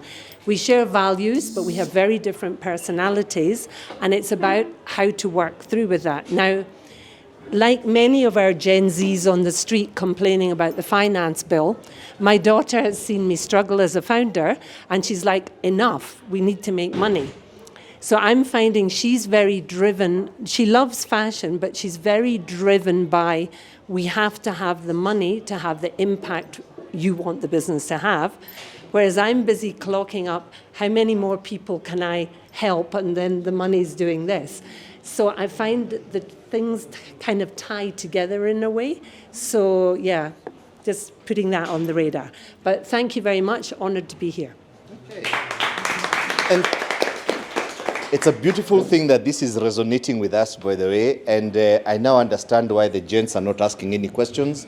So food will be served as we go along, all right? And then hopefully that way we could get more participation that will be there. So we don't need to take a break off and eat. We can actually have you guys make your comments, any recommendations that you may have, and that way everybody gets an opportunity to meet someone before she leaves. Wait. Oh, you're not leaving? Good. That's okay.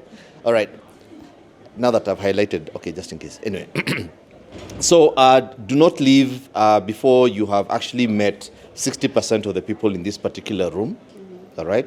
And it would be nice to know where these synergies are going to exist. You know, who is in the creative space, who is in the sports space. What need do you have? What's your name? That guy. Sorry. All right. That guy must know something. And it is good that you guys interact. So we hear the comments, amazing. I believe it's been recorded, therefore we don't have to remember. So it will be interesting to see how this morphs, how this evolves in phase 1, phase 2, phase 3, as we go along. But how many of you have enjoyed yourself? How many of you have enjoyed listening to these particular comments? I mean, this is amazing, right? Give a round of applause to the organizers. Mike, Laila, Pauline, and by the way, Pauline is from our shags, so I have got credits. Yeah, we'll go. Yes, in a car that will be provided by another local. You see, Nyeri people are great, by the way. You see, so that is it. And another one, yes, for phones, just in case you want that. Remember, the outfits are being done by Akinyi. Please show yourself. How are we dressed today? That is how she's dressed today. Who has? The next season, we should not wear UK branded clothes. Yeah. You guys now step up. Step up. Yeah, so seriously. I'm not going to go looking for where. Can I just wake up on a Saturday and shoot? Yes. It's you now to say, Mike, you have to wear a brand. Yes. So you are the one. Please note, he has to buy the clothes. Then Pauline will also now charge you for branding on the show, right? It's an exchange. All right, it's an exchange. All right. Now, any person who wants to, any other comment? Oh, yes, you had commented. The food is coming, guys. There's a lot of food here, please. So can we, guys, so you serve the food. 20, even you should have served earlier. All right. Yeah. Okay, hi guys. Hi. My name is Sylvia Tonu and I'm a project manager. I'm in episode 9.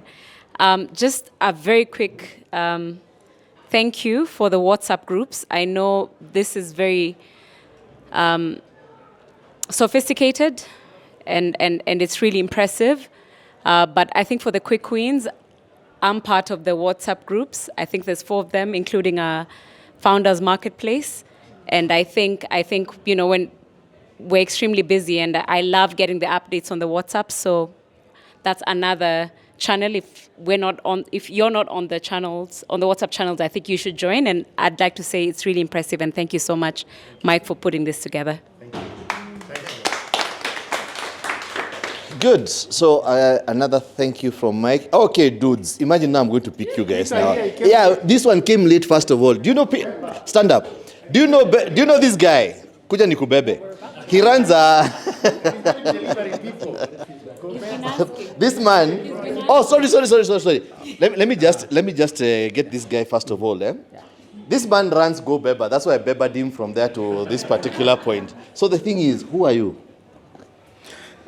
I'm the only one who sells genuine gas and drinking water in this town. This is very serious, by the way. 70% of the mitungis or gas cylinders that you see in your homes are fake. That's true. They are counterfeits. Yeah, 70%. They are counterfeits. They just paint them the color. There are actually two ways that they are fake. So the one is what Mike just said. We know that this particular brand is popular, and because the cylinders are so scarce, because of course you can't distribute gas without a cylinder, what they'll do is that they'll go to Kariobangi and they'll get the guy to make a cylinder. Usually, most of you should know LPG is a liquefied gas. So it's pressurized to make a liquid. That's why it's portable. And so it requires a certain standard in the metal so that you can pressure it and still doesn't leak. So when they go to Kariobangi, so a typical gas cylinder is about 10, 12,000 to make. So whatever you pay as a deposit, actually not the actual price. It's because the brand wants you to come back so that they can pay themselves. So go to Kariobangi, get that thin sheet of metal, maybe 2,000, and the cylinder is made. And so that's exactly why we have the explosions we have. And so about 70% is either fake cylinder or the gas itself was refilled using either they'll put some concrete underneath so that the weight is there, or they'll mix the gas. Because LPG is two gases, butane and propane. They'll add much cheaper gas underneath so that then you can, they make a better profit. So usually you will find that, and most of you, I'm sure this is the situation you're in, you are in a binary decision making.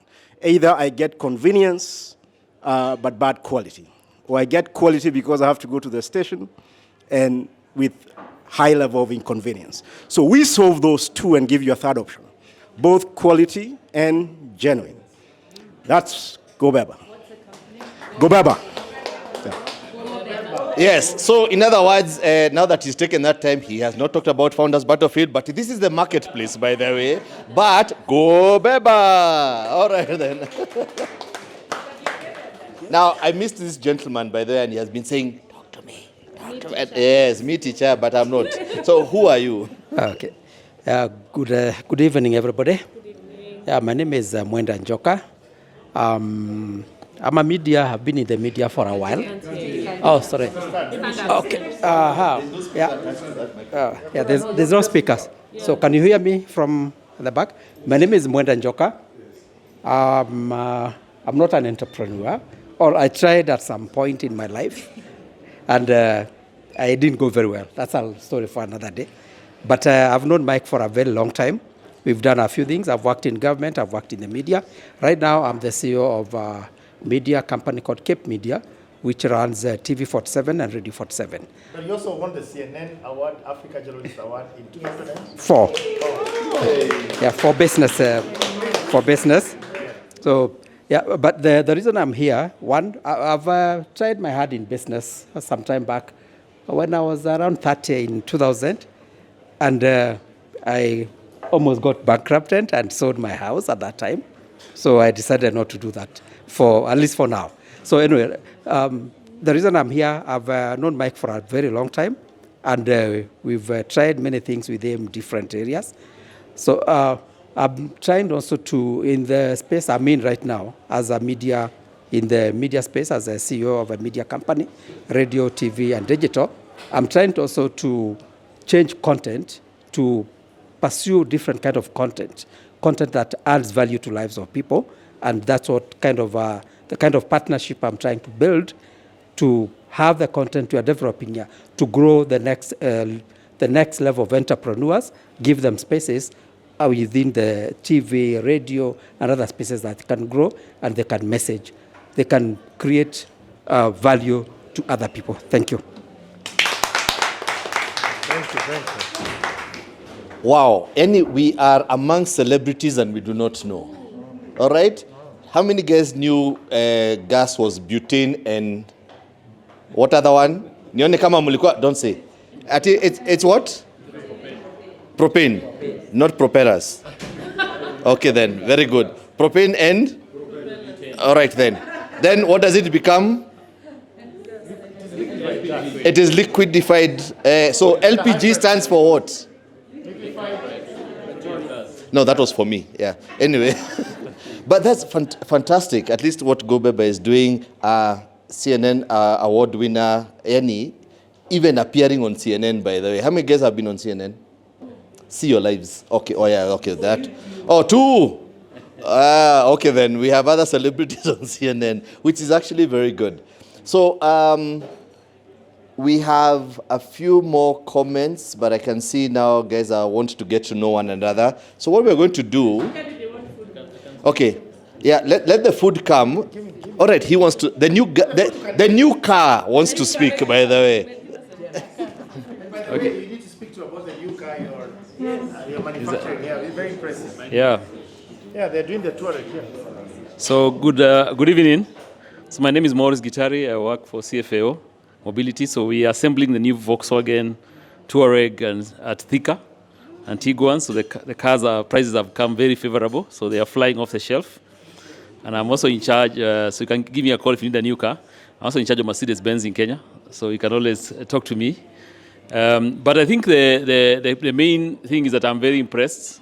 I didn't expect this level of visionary, and I'm quite impressed, Mike and the team. I think you've done a great job to just inspire us big time. But I think most important is that I like the fact that you have authentic stories. Authentic stories is what I think is missing in most of our conversations around business. Everybody talks about the nice stuff, but nobody talks about the other. So picking up from Joker's story about getting into a business, burning out and jumping out.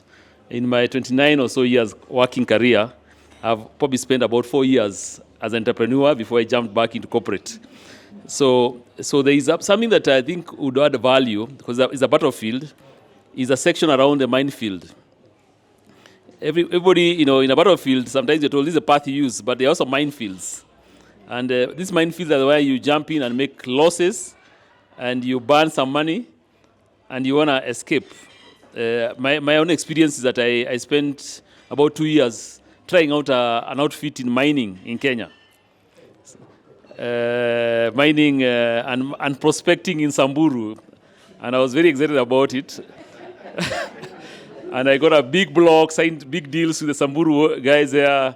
I built a nursery school, CSR, and I was very excited. I lost a lot of money. And I think there's a story around minefields that can be told. And they're usually very painful, but some of us are also, there are times when your heart wants an adventure. And you think this you can go for, your friends call you into an adventure. So there's a minefield that people can navigate, and how to identify you that you're in a minefield before you burn and sell your house. Okay? I think there's a story that we could tell to entrepreneurs, especially young ones who are going gung-ho around business. So that's, I think, is my contribution. I hope something comes up. Now, the reason I'm holding this particular plate is because I am about to introduce you to what you guys are about to have. So I have fish. I have, that guy told me to say it like risotto ball. Arahu? Arancini risotto bolo. And then there is what is it? A mushkaki of what? Yes. And who? Hukuweka hapa. Lakini it's fine. So the thing is, they will serve you as we continue making our comments. But the thing is, they are very valuable lessons, and I actually understand what you're saying, because I got involved in a business, by the way. And let me tell you, I had gone gung-ho, and I spent a lot of money, which made me then after it did not work out, and not because of my fault. Actually, it was my fault because I trusted people I shouldn't have trusted, right? And after it failed, I had no option not to sell the house, but I just had to go back home. You know how embarrassing it is, by the way, when you actually told your dad, I will not come back. And here you are humbled and you've gone back home. And he watched me for a few days. He didn't comment, he didn't talk, he didn't say anything. We just used to pass one another, we eat in silence and whatever. And then one day, he was like, how bad was it? And I kind of knew what his question was. And I'm almost embarrassed to say I went like this. So I understand what the speaking sessions are all about, by the way, because you actually need somebody you can be able to trust and cry, all right? Because that was the first sign of my healing. I told him how much I had lost, and it was a lot of money, but he did not get shocked. You know what he told me? Would you repeat that mistake again? And I told him, no. Then he told me, that is the school fees that you have paid in the school of hard knocks. So take it as education, that was your fees. All right? Go ye forth and prosper. That's what he said. All right? And I can see very many people acknowledge that story because maybe your parents did not come back to tell you. But the thing is, yes, we are hopeless romantics when it comes to business. But those facts that you will find on the battles, on the founders' battlefield, will actually help you.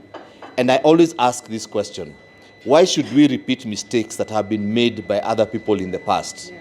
You know, we should actually be making new mistakes. I have learned something new here, that as a cat, you decide to become a lion, you have to lose your appetite for rats. Therefore, for those who want to become billionaires, you have to lose appetite for those who are around you who are not making enough money. Okay? Right. But there are lessons to be learned. Any other comments? I know food has come, therefore, right now, focus is on something else. Yes. Brand maker, market extraordinaire, value creator. You're talking about me. Hey, hi, guys. I wanted to say that what Peter was saying is true. Peter knows my mom. They are very good friends. And I think there is a time my mom was using that fake gas. And you know how we found out? Mike offered to buy her gas. So when we went with our orange Total gas, they said, hiyo hata rangi tunajua. Sio yetu. So I'm going to mention one thing here. A lot of people are talking about trauma when doing business, when being an entrepreneur. And it's one thing for it to happen. It's one thing for it to happen to you when you're young. When you've done business for 5 years, 7 years, 10 years. But when you've done business for 26 years and it happens to you, there's a tectonic shift in things. So when Roy is going back home and with leg between the tail and crying with the father, it is acceptable at a certain age. On 12th of July this year, a few weeks ago, I was auctioned. So I see a lot of people coming here and saying, oh, this happened a long time ago. I even saw an episode where someone went to jail, a banker. And these things happen when we are young and we have the grit and we can wake up and, get back on the saddle and continue with everything. But my dear stakeholder who is seated at the corner there, she was very shocked, Roy. Because when they took everything and left, I sat at the steps of our house and I asked her, what are we having for lunch? Because I was hungry. As in, having gone through this for so long, it was right here, and I think the TV has gone off. I'm a product of contracts versus reality. I think, Renee, you're the one who came up with that. Contracts versus reality, and those who play the crazy sport of working with the public sector, we know what the reality looks like. But the one thing that I realize about the people in this room, Kina Bobby and others, is that the grit you're made of after you come out of this school, which is not what she was talking about, which is more theory, you just develop another hard skin. So for me, after my 26 years in service, and the first person I called, by the way, was Giraffe, as my sons call him. And I told him, bro, kimeuma? And he knew it was coming. But when we were talking, he told me, you don't sound fazed. And I said, yes, I'm not fazed because we know the dangers of what we do. Creating things, doing impact is not easy. So even when it happens to us, at this age, we don't cry. So for me, all I wanted that day, Roy, was a meal. And so I told my wife, figure out lunch from these steps we are sitting. So from whatever steps you're sitting on, right now you have the grit to tell others, I've been there, it's not a big deal. You know, it's like a young girl who is dating Pauline, and she thinks the world has come to an end because she saw someone talking to someone on Facebook. And you tell them, no, there are bigger things coming. So I think that is what we owe to the Gen Zs and everybody else. And to finish, as Mike was doing this, because I was with him in the journey, we started realizing we are becoming also irrelevant. And we are not becoming irrelevant because what we are doing is not important, but it's because it's a season. As someone mentioned, it's an episode. Our episodes are coming to an end. So maybe in future 10 years we'll come and do a redo like they did with Friends, the show. But for now, it's time to start exiting pole pole as we teach the ones who are coming after us, because it's changing. The world is changing. Thank you. Wow. It's funny. It's funny that he should say about being phased out. Because I was having this conversation with my mother today. For the first time, I was somewhere and we are used to being called, "We mzee, kuja, kijana, nini." And when this word was used on me today, last week, that's what I was telling my mom what happened. I was called Mokoro. In Kikuyu, you're called Mokoro, you're an aged person. And I was like, who are you talking to? You know? And the problem here is that we see ourselves as young, while the rest of the world is seeing us as old, and yet we don't believe that we have aged. All right? And the thing is, how are we planning that transition? And the thing is, it is good that Mike is offloading what it is that he has learned. Pauline is doing the same. Laila has done the same. And together they have brought this product that is going to be of benefit to the next generation. I like the authenticness of the stories. The thing is, how many people here have been auctioned based on a true story? You know what? I have also been in that WhatsApp group, all right? And the thing is, it actually pained me, all right? But you're first of all embarrassed at what happened, then you realize it is a normal happening for a business person, all right? And so the thing is, you learn a number of things. I know Mike is this guy, I was with him, although he kicked me out, by the way. I was trying to ask, how are you doing? He doesn't want to tell me. But now I'm just following up stories on what has been going on. Eh? But it's good to be authentic. And this is what I love about the Founders Battlefield, the authenticity that will actually help the next generation avoid the holes that we actually made. All right? Now that the meat has come, the pizzas are coming, na kadhalika, there's a gentleman here who's avoiding the microphone. Not you.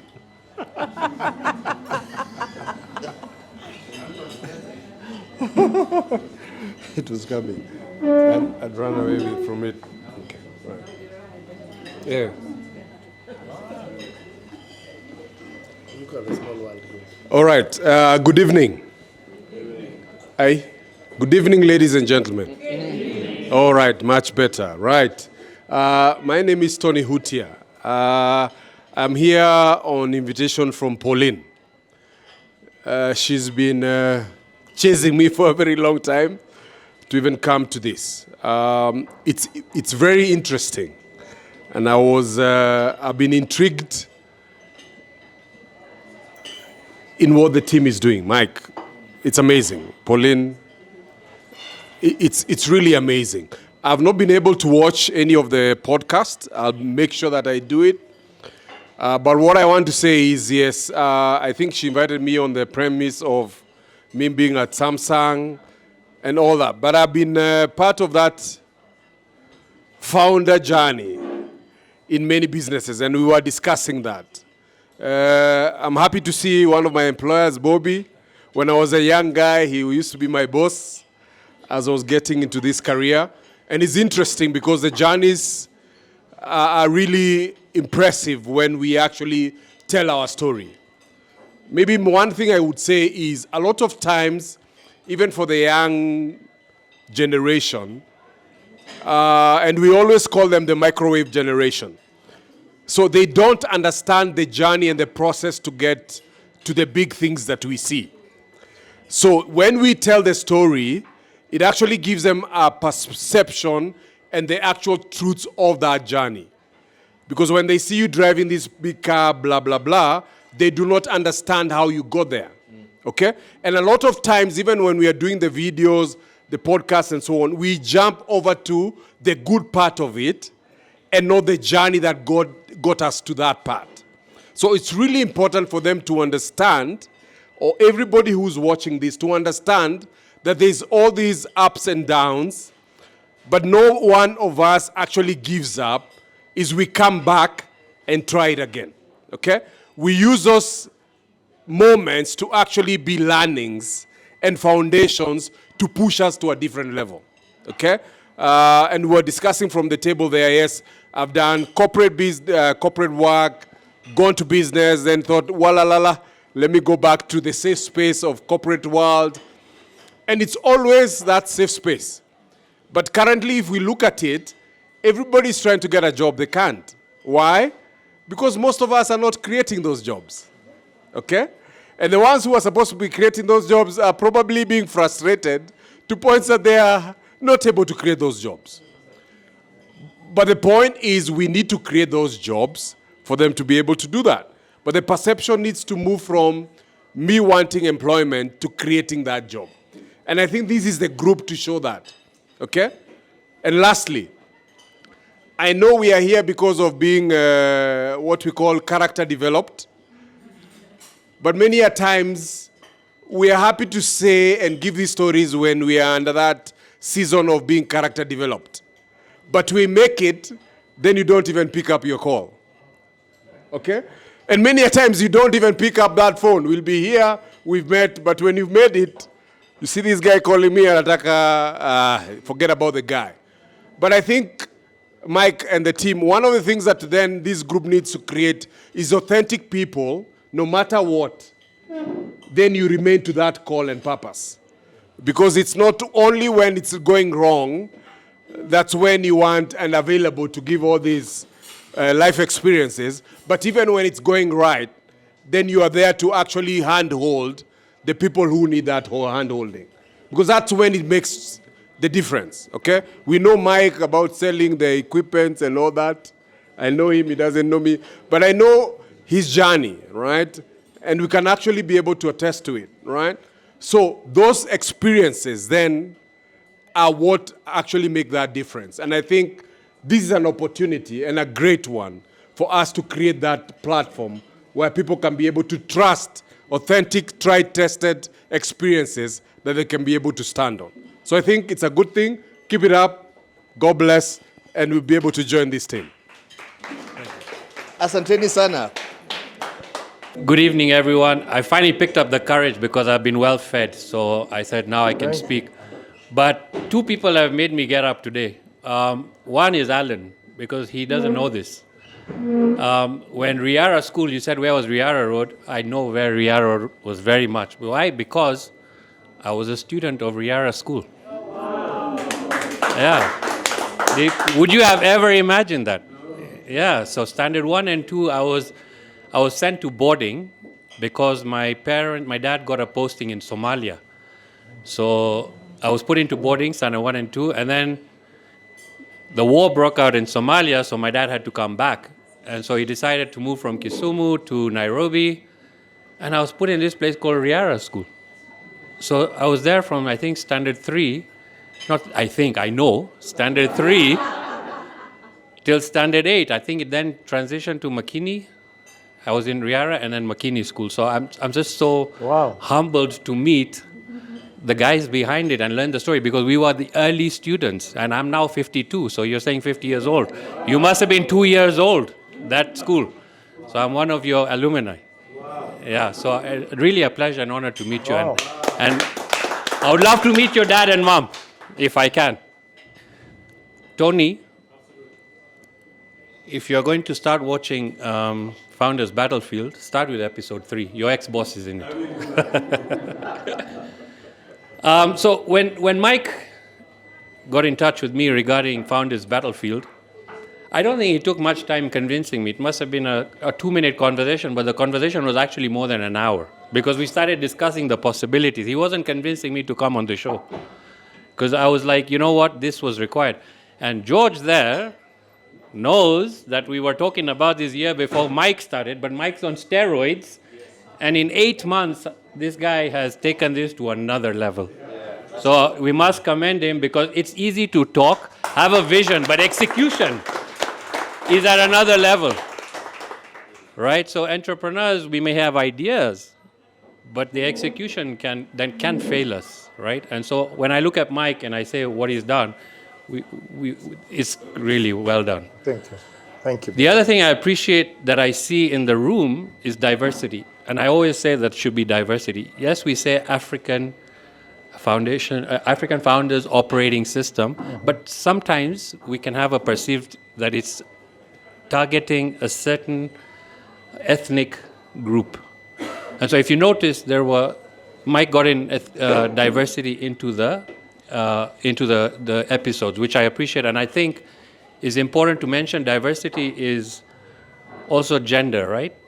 And the more female entrepreneurs that can come out. Today I was told to bring a guest, and I brought a female entrepreneur. I said, it's important because I have seen what they go through.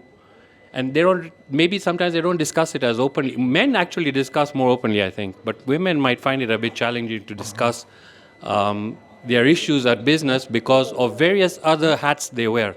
So it might be tricky for them. So I'm just glad to see a lot of women in the room, and I saw a lot of them in the episodes, which is fantastic. And I'd probably be wanting to encourage a lot more women to come in and speak about their story. Because guys, we will learn from this, right? Because the mistakes we have made, especially me who worked with my wife, and then eventually when things went wrong, so did the marriage fail. And I told you there was one topic we need to do is from boardroom to bedroom. You went from boardroom to back room, but we need boardroom to bedroom. There are issues there, and we should discuss it because there are young entrepreneurs right now probably getting into that space, and they need to listen to some of the things that could possibly go wrong. And you don't want that to fail because you build a dream together, but eventually it becomes a nightmare, and somebody just warned you. So that's the topic I'd want to see us going forward, boardroom to bedroom. One more thing that's happening is a lot of people start approaching us, and like these things kind of make you a little mini celebrity. You don't want to say that, but people start approaching you through these podcasts. I have seen young entrepreneurs come to me, and I'm talking about since in the last 3 months, I must have had about more than 75 entrepreneurs reach out to me. And listen, I just did one episode, come on, yeah? But 75 entrepreneurs coming out to me. So what's the message there? There is a pool of entrepreneurs out there that need guidance and help, and there's talent out there that can go to the next level, right? One of the challenges they have is they don't have support mechanisms or forums to get feedback. And obviously we know capital is a big problem, right? So we understand that. But what I'm trying to put out to you guys here as an entrepreneur, which is what I'm trying to do now, is these people that are now coming up to me, I'm trying to identify their talent, pick them together, and build a business around them. Because now we have a people problem in business anyway, but here is the talent coming to me, so why don't we just take these guys, invest in them, and create new entrepreneurs and opportunities for ourselves. So I'd be asking you guys to be aware of this, because there's a lot of it. And Mike, maybe that's where we need to create another arm in the business to support these kind of peoples, incubate them and grow with them, and you never know, you'll develop the next unicorn over here, right? And one more thing, last thing, sorry, when you get the mic, you get it properly, yeah? One last thing. Sawa, kabisa. I don't know if you watched my episode, but if you didn't, please watch it. I said something. I don't know if anyone remember that. I said most entrepreneurs are not wealth creators. What are we? We are wealth destroyers. When somebody asks you who's been auctioned, 70% of the room put their hands up. I by the way, I was in that situation. But I'll proudly say I made that auction fail. That's my skill. I did something. I didn't get blacklisted. I didn't get for CRB for 5 years. Today, I mean, guys are blacklisted for 5,000 default. I was in millions of dollars. I wasn't blacklisted. That's another subject. But the point is, what happened? We destroyed wealth, right? Did we create it? Did we destroy it? So this particular movement, as I would like to call it, is going to help people preserve wealth. We don't want to destroy it. We want to help these guys to preserve it, to grow it, right? And not then come here and talk like us and say, don't do this, don't do that. But hey, you know what? You could do this, and this is how you can grow, scale up. So I think this forum, this movement, sharing our stories and saving our young, think about it, talking to your younger self. What will you avoid? Is going to help somebody really avoid that problem. So thank you, Mike, once again. Thank you guys for stepping up and, make this thing happen. The commercials will follow. Somebody had talked about it. The money will come. If you're passionate, the money will come.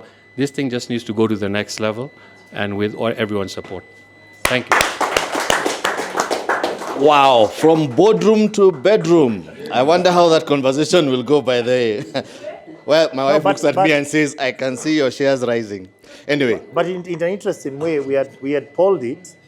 This boardroom to bedroom, we had polled it. There are a lot of people who want to speak about it. So that's true. I'm wondering, do our marriages go up in smoke when things go belly up? A lot of people want to talk about it.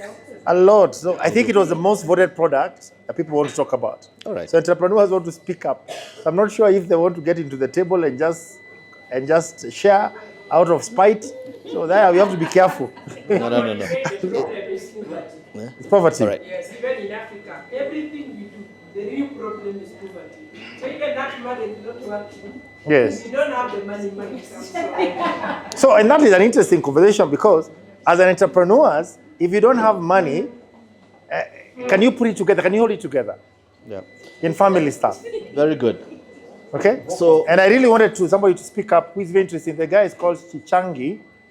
Where is he? Where's Changi? He's here. He is. Yeah. So Changi is a very interesting guy. I met I met him. I got to speak at a gig with a lot of entrepreneurs. So I asked him, how old are you? I saw his tattoo here. He said, hey, Baba. Everybody else, when they were swimming. So I told him, Baba, this tattoo you have here, very nice. What's going on? Because everybody else is Mzee.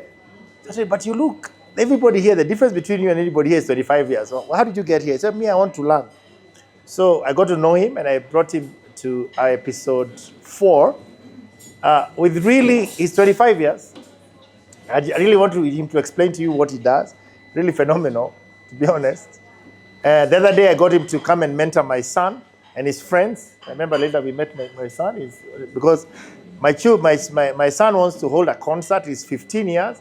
He's got an 18-year-olds.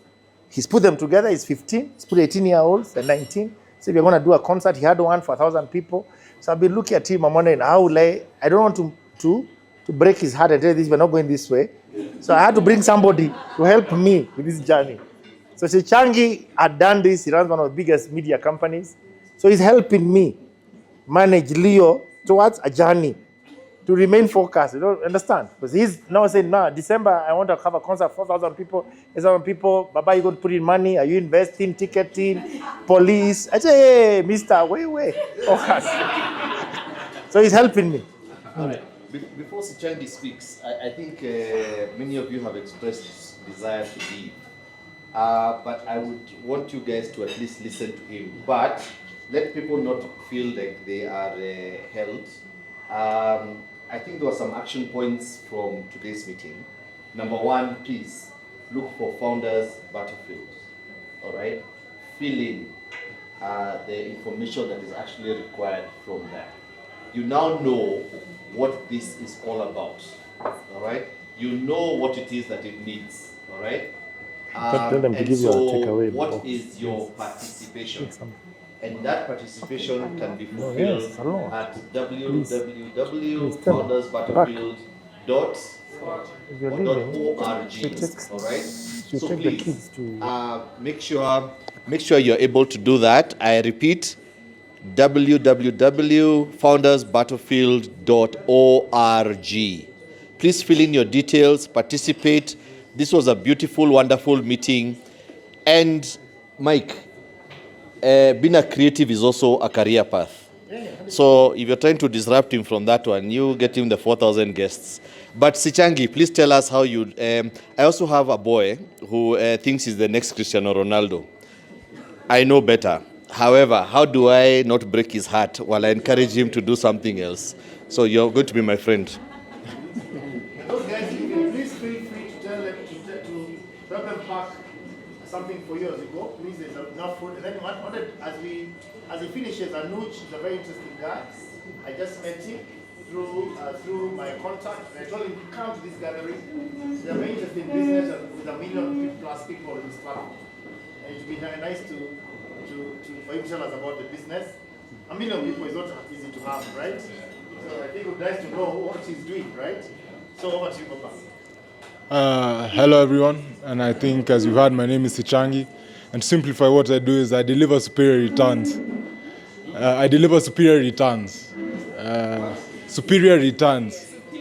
Returns. So on any capital invested, I'm able to give you a superior return. I'm a parallel entrepreneur for those who do not get what that means. I run a group of companies that we invest across technology, entertainment, agriculture, and merchandising. And for example, in this December, we have the most streamed African artist coming for a concert here in Nairobi. His name is Ashake. I'm sure you'd be familiar with him. So I'm an event organizer. I am a farmer. Part-time, I like to call myself a software engineer by design, not technical skill. And we put out a lot of brands as well into the market. So for clothes, bags, and things of the sort, I'm an entrepreneur in that space as well. I think we've grown our business to do a turnover about $2 million a month, and we're continuing to scale and grow. I think mine would be a pragmatic approach to entrepreneurship in a capitalist market. You can spend a lot of time digging a hole that no one wants. So as much as you're saying we have these amazing ideas, can we solve with a pragmatic approach for the African continent? And that's why you'll find a lot of the spaces that I am in are solving problems that are pertinent to our continent. What are we going to eat? What are we going to wear? What content do we consume? How is this distributed through technological platforms? And I think that would be my thing. Let's not blindly support any ambition that comes up in that perhaps I want to be a football player, I want to be an event organizer. Is there adequate demand for the solution you want to put in the market? I think as the professor rightfully put, we're in a solution, we're in the solution industry as entrepreneurs. To cheat ourselves, anything other than that. And on the other day I saw on the forum, should we build with private capital or private equity, or should we build with grants? The answer is whatever is closest to you, as the market will allocate capital to whatever they deem fit. So if you can align your organization's objectives with a grant that is there and that will help you be a successful entrepreneur, by all means necessary, I mean, you should do it. If there's private equity that appeals to you, by all means do it. So I think mine is a pragmatic approach, and us being realistic with ourselves as to what's possible to put into the market and what's not possible to put into the market. I think thank you for the platform as well. Episode 4 is where I am, if you're looking for me. As well, www.ksgroupafrica.com. Yeah.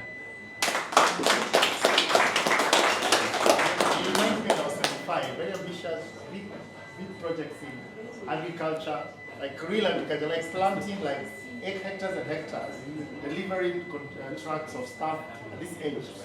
So sometimes I look at him and say, I wish I could take my older guys to go see what he's doing. It's a mindset change. Yeah. He bringing Ashaki here, and all these people are going to be there. And he's the one bringing Ashaki, organizing everything. What's the rate of return? Currently, internally across the group, we have an IRR of 26%. Yes. So, and what did you give your investors?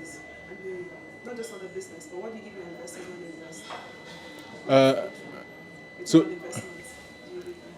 at the moment, we have actually not taken on any external capital. However, we'll be looking to raise debt and equity shortly. Yes. But it shows you the generation that you don't see. We Yes. just operate in the generation. For me, it's a classic example of what you think you know but you don't know. So you sit, you say, who show me? How this is possible? So it's crazy. It's crazy out there until you think you know, you think you don't know. Right? It's crazy. And as well, I'll be happy to discuss with anyone who's interested further in what we're doing, if you'd like to have a separate conversation. Thank you very much. Yes. Come and tell us what you're doing because I think this is important. And Alan, don't go listen to the friend here. Yeah, Alan.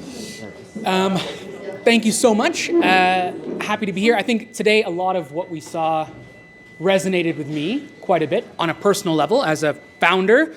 Also because of the platform we built and what we do. I'm the founder of Mesh. We're the first social media platform built for the hustle economy. I heard a comment in here earlier that for most individuals, entrepreneurship isn't a choice. We exist to serve that wave of micro-entrepreneurs. Millions of young people, 1 million new job seekers entering the job market every year in Kenya, 70,000 formal jobs created. So for every young entrepreneur operating a kiosk, a cyber cafe, a hair salon, an online sales service, an urban rooftop farm, and everything in between, where do they go to find that wave of peer support, mentorship, soft skills, hard skills, and where can they flex their power, their enormous buying power, as they contribute, $540 million a month into Kenya's economy. So we've brought them all into one place. Spent the first few years with a big vision and falling on our face repeatedly, and the last few years holding on to our seats while we scaled. We now have 1 million monthly active users, and have been growing about 14% month on month. And our ambition, I think we have a lot of shared ambitions, Mike, in terms of, it's a similar journey and a similar skill. We hear this from young micro-entrepreneurs every single day. We struggle with it as founders. They struggle with it as well in their businesses, just at a different scale. So it's been amazing and wonderful to hear everyone's opportunity or everyone's advice and everyone's insights. I think this is an incredible initiative and something that I will certainly be following up on as soon as I'm out of here, signing up and following. And I would love to. Yeah. I've seen your TED. Yeah, appreciate it. Thank you very much. Thanks. I like what he said. Please, as he said, I like what he said. Who are you gonna call? Exactly. But now it's not Ghostbusters. It's Founders Battlefield. So I won't be long. I'm Wilmot Allen, and I've been in Kenya for about 11 years, and I'm in healthcare. We have a company in Nigeria and a place called Alka that focuses on sickle cell disease, and also have a holding company that focuses on diversified assets. I'm really enthusiastic just because I remember some of the initial conversations with Mike and Pauline and others, and so I just want to say, first of all, congratulations. Since several months ago. And this has also been an opportunity for me to learn Kenya. I have a social network in my church, social network through work, but this is a different network. And so I want to say thank you for the opportunity to be a part of it. Diaspora, especially expat diaspora, there's a different battle for us. In Africa and in Kenya. And so I'm trying to convince Mike to talk about that in rendition number 3 or 4. But thank you all. I appreciate it. Thank you. Thank you. Very good. I think we can close with Sarah. Sarah is king of networking. Her episode was very good, and also she was shaking from Karen, and she has a big goal for tomorrow. And she told me not to say that she wanted to speak. So I think after network, then we'll finish with her. Yes. chasing your way. It's Thursday night. You're entrepreneurs. Hey. You decide you decide what your life is as a man. Wow. Good evening, everyone. Okay. Yeah, okay. Thank you so much, Masharia, Pauline, and Laila for allowing us to actually gather and express ourselves and also share in the founders' battlefield. Yeah, I know that, okay, I'm all about networking. Of course, I do other businesses, but my story about networking came as a result of a pain I was going through. And of course, as business people or as entrepreneurs, we go through a lot of pain. And I was trying to look through the animal that has the thickest skin. And that is what we people are. We've failed so many times to get punched, but you still rise and keep walking. And in my journey, I would say that I started as a civil servant. And I continued working. And then my husband was a contractor, a manufacturer of wood products, like whatever I'm seeing here. And I am really admiring this because it's all wood. His one was running the businesses. And then you can imagine after his death, you start like a student. You don't know much, but you have to really fight that battle in spite of the world laughing at you, mocking you, and showing you like it's not possible, you can't win. There are many widows who have failed. But then within myself, and I've liked what Mashari has shared here, about the internal battles, which sometimes are more than the external battles. And I decided, for the sake of my children, who, especially my son, was asking me, Mom, you want to die like Dad? So I realized that I had to work hard and live for them and work like a person who really is doing something worth doing.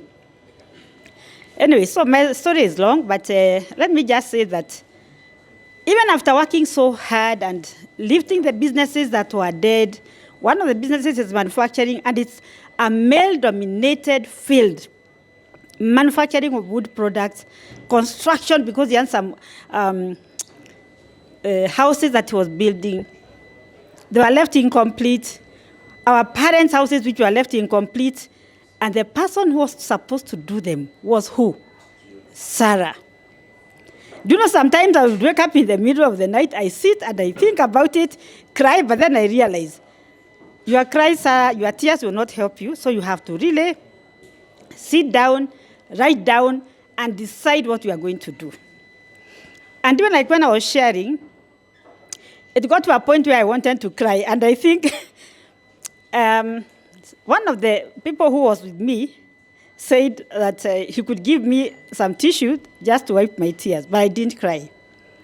But you know, sometimes I really appreciate people. And I see people saying that probably even a watchman can't help you, a driver can't help you, and we look at ourselves like very senior people. But some of those people who are down there are the ones who can help you to scale your businesses. What am I saying here? When you see a driver who has been with someone, say the most successful person that you know in business, has been with that man for over 20, 30 years. What does he not know about the business? So we need also to train everybody who is in your business. And that's why I say that networking has talked about a seed. And I was so impressed about a seed. We start our businesses as seeds. But who will help you to grow that seed is the person that is sitting next to you. She'll come with an idea. She'll come and tell you, know what? The way you are running this business, I think I went somewhere and saw somebody else do something similar and applying this kind of technology. So you have not to dismiss, but you have to open your ears and eyes so that you can learn from that person. Unfortunately, most of us entrepreneurs think we know so much and we don't listen. That's why now I come in, I train your staff, I show them how to connect with the world, how to first of all believe in themselves. They know the product or the service inside out, so that when they are asked about that product, they'll not start panicking and saying, I'm not sure, let me go to the CEO. let me go to this person and ask what the product is about. I think I can talk until tomorrow. I'm a speaker. I'm a speaker and I can see everybody is looking at me and listening. But I can tell you one thing. Networks will help you to make those breakthroughs that you can't imagine. For me to stand in front of you, I can tell you the reason why I succeeded was even after going through a fire and our business was set, it was consumed, I lost so much. And when I stepped out, sometimes some pain is good because you are forced to go and seek for a doctor because you don't want to die. So that is what happened. I had to go out. I learned how to network, and then I took it to another level, to a point where I feel like I can do so many businesses, but because I empower people to work for me, I can sleep until whatever time. I can go to work maybe at 10. Sometimes I'll go once a week. I'll go twice a week, or maybe even after 1 month. I don't have to be tied down by my businesses because I have learned the skill of networking and how to empower the right people to work for me. So even as we sit here as entrepreneurs, let us be ready to learn. I came from South Africa to learn. I'm continuously learning from your business, learning from others, listening to them, and seeing how best you can be. And then the other thing, don't die with your business. Start now stepping out. Somebody has talked about being a second generation. I've also now been training my children to take over so that even when and I've let them, even the money, even the employees, even the customers, everybody, because I don't know about tomorrow. I may not be there. I don't want to die with my business. Can you clap for me? We have to clap for you. We have to clap. Amazing, amazing, amazing. And I know when she was speaking, guys were like, at what time do you go to work? Because the thing is, how many here can actually leave their business for a day and find it running? Thank you for being honest. All right? Anyway, so the last person, as she makes her transactions with Renee, or Faustine, unamsumbua, utaongea. Anyway. Very good. Karibu sana. Thank you. All right. And we are almost, well, actually, we almost concluded. But Mashaka is my good friend of mine. She's coming to our show. She's a PhD doctor in consulting. She's very witty. So I hope she will close it with a witty vision. Wow. Thank you. Yeah, thank you, Mike, for inviting me. I think as I sit here, I see the profound power of knowledge creation and how we are able to connect the dots to create fresh knowledge. We say that societies and science advances a step at a time and a death at a time. A step at a time because we build on the knowledge of those who have been before us. Therefore, we advance a step at a time. So we build upon that knowledge. And I think it is very powerful in this collective that we are being able to build upon that knowledge. And why it also advances a death at a time is because, again, we are able to discount previous knowledge that has not been able to work or that has become irrelevant to the time and the context and the season. So I think this founder's battlefield, Mike, is a mixture of the fact that we need to build on the knowledge that is capable to be iteratively driven forward a step at a time, but also to discount previous knowledge that is no longer working. And I think that's the conversation we do need to continue having with ourselves. The other day I was actually, I'm Dr. Mary Washeke, and I'm a portfolio career person. When I say I'm a portfolio career person, as Mike knows me, is that I'm a mechanical engineer by profession, then I have done sustainability, and I also have been into HR, I've been in operations, I've been in commercial, I've worked here, I've worked out of the country, and now I support global organizations from a systemic point of view. I've also supported family businesses. I supported Mike's work also. And it's really looking at, again, solutions and collectives like this ones from a systemic point of view, not just from a linear way or just the time that you are at. It's just asking yourself what within this system is not working and not because you want to get an answer that is black and white. There are no black and white answers. As I sat here, there was nothing black and white. It's a lot of gray, isn't it? And now the capabilities to manage in the gray. And to manage in the gray is to look at things from a systemic point of view and say, what within this system, the 20% within this system that will bring the system to health. We want to move systems to health. I've seen the discussions within the the founders' battlefield. The systemic issue in terms of the enablement of the environment from a government and a political and a economic perspective. Then again, systemic issues from the founders themselves, then systemic issues from the business itself, and all these dimensions. It's then to say, where do we connect the dot for specific businesses for them to work, but then also for the entire system to also move towards health. And health is defined differently at any given time in terms of the health of the business. At one time, the health of the business is to have good talent, that will drive the business. The next time, the health of the business is to have the capital. The next time, the health of the business is just for it to keep afloat. And I think that's the mindset we do need to have in terms of defining success within the business, but also success within yourself as an entrepreneur. So, that's what I would say, and thank you so much. Wow, you've been spoken to by a doctor when you did not understand half of what was said. Systemic. No, but it actually brilliant analysis of we are all looking for health. We are looking for systemic health. We are looking for business health. We are looking for, someone told me they have a HR issue. We're looking for HR, talent, health. I think we're all looking for health. And that is why mental health also becomes an important thing, because that's the health it takes away from the entrepreneur. And so the thing is, I am privileged to have met each and every one of you. I am privileged to have been your MC. And when we say we are closing now, for real, we are closing. However, your walking away remarks will be, please, walk past that particular counter and see that wonderful lady. She has said that you have got people at home to feed, or to tell them the food there was amazing. Sample it.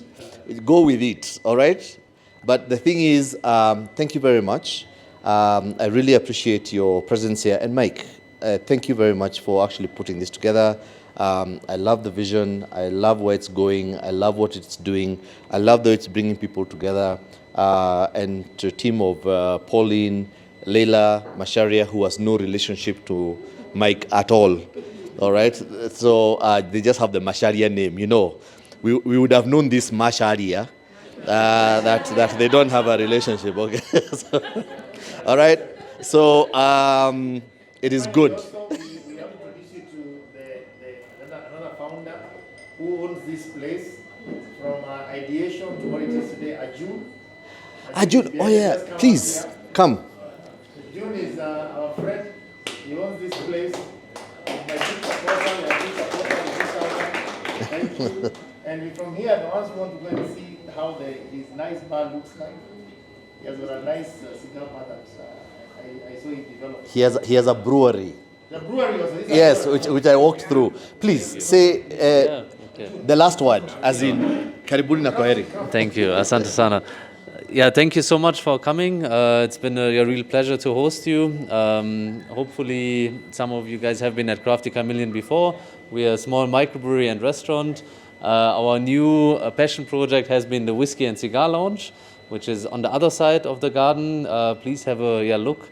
We actually just put our sign today, on top of the door. So it would be great. Yeah, you saw it already. So this was in the morning, our little project. So no, it's really always lovely to have like-minded people here.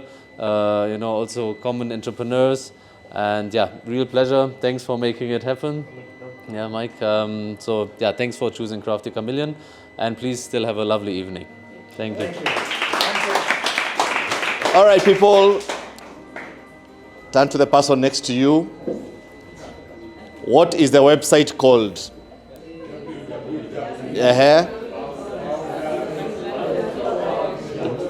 Dot Okay, .org. Okay, very good. And with that, we are closed and concluded.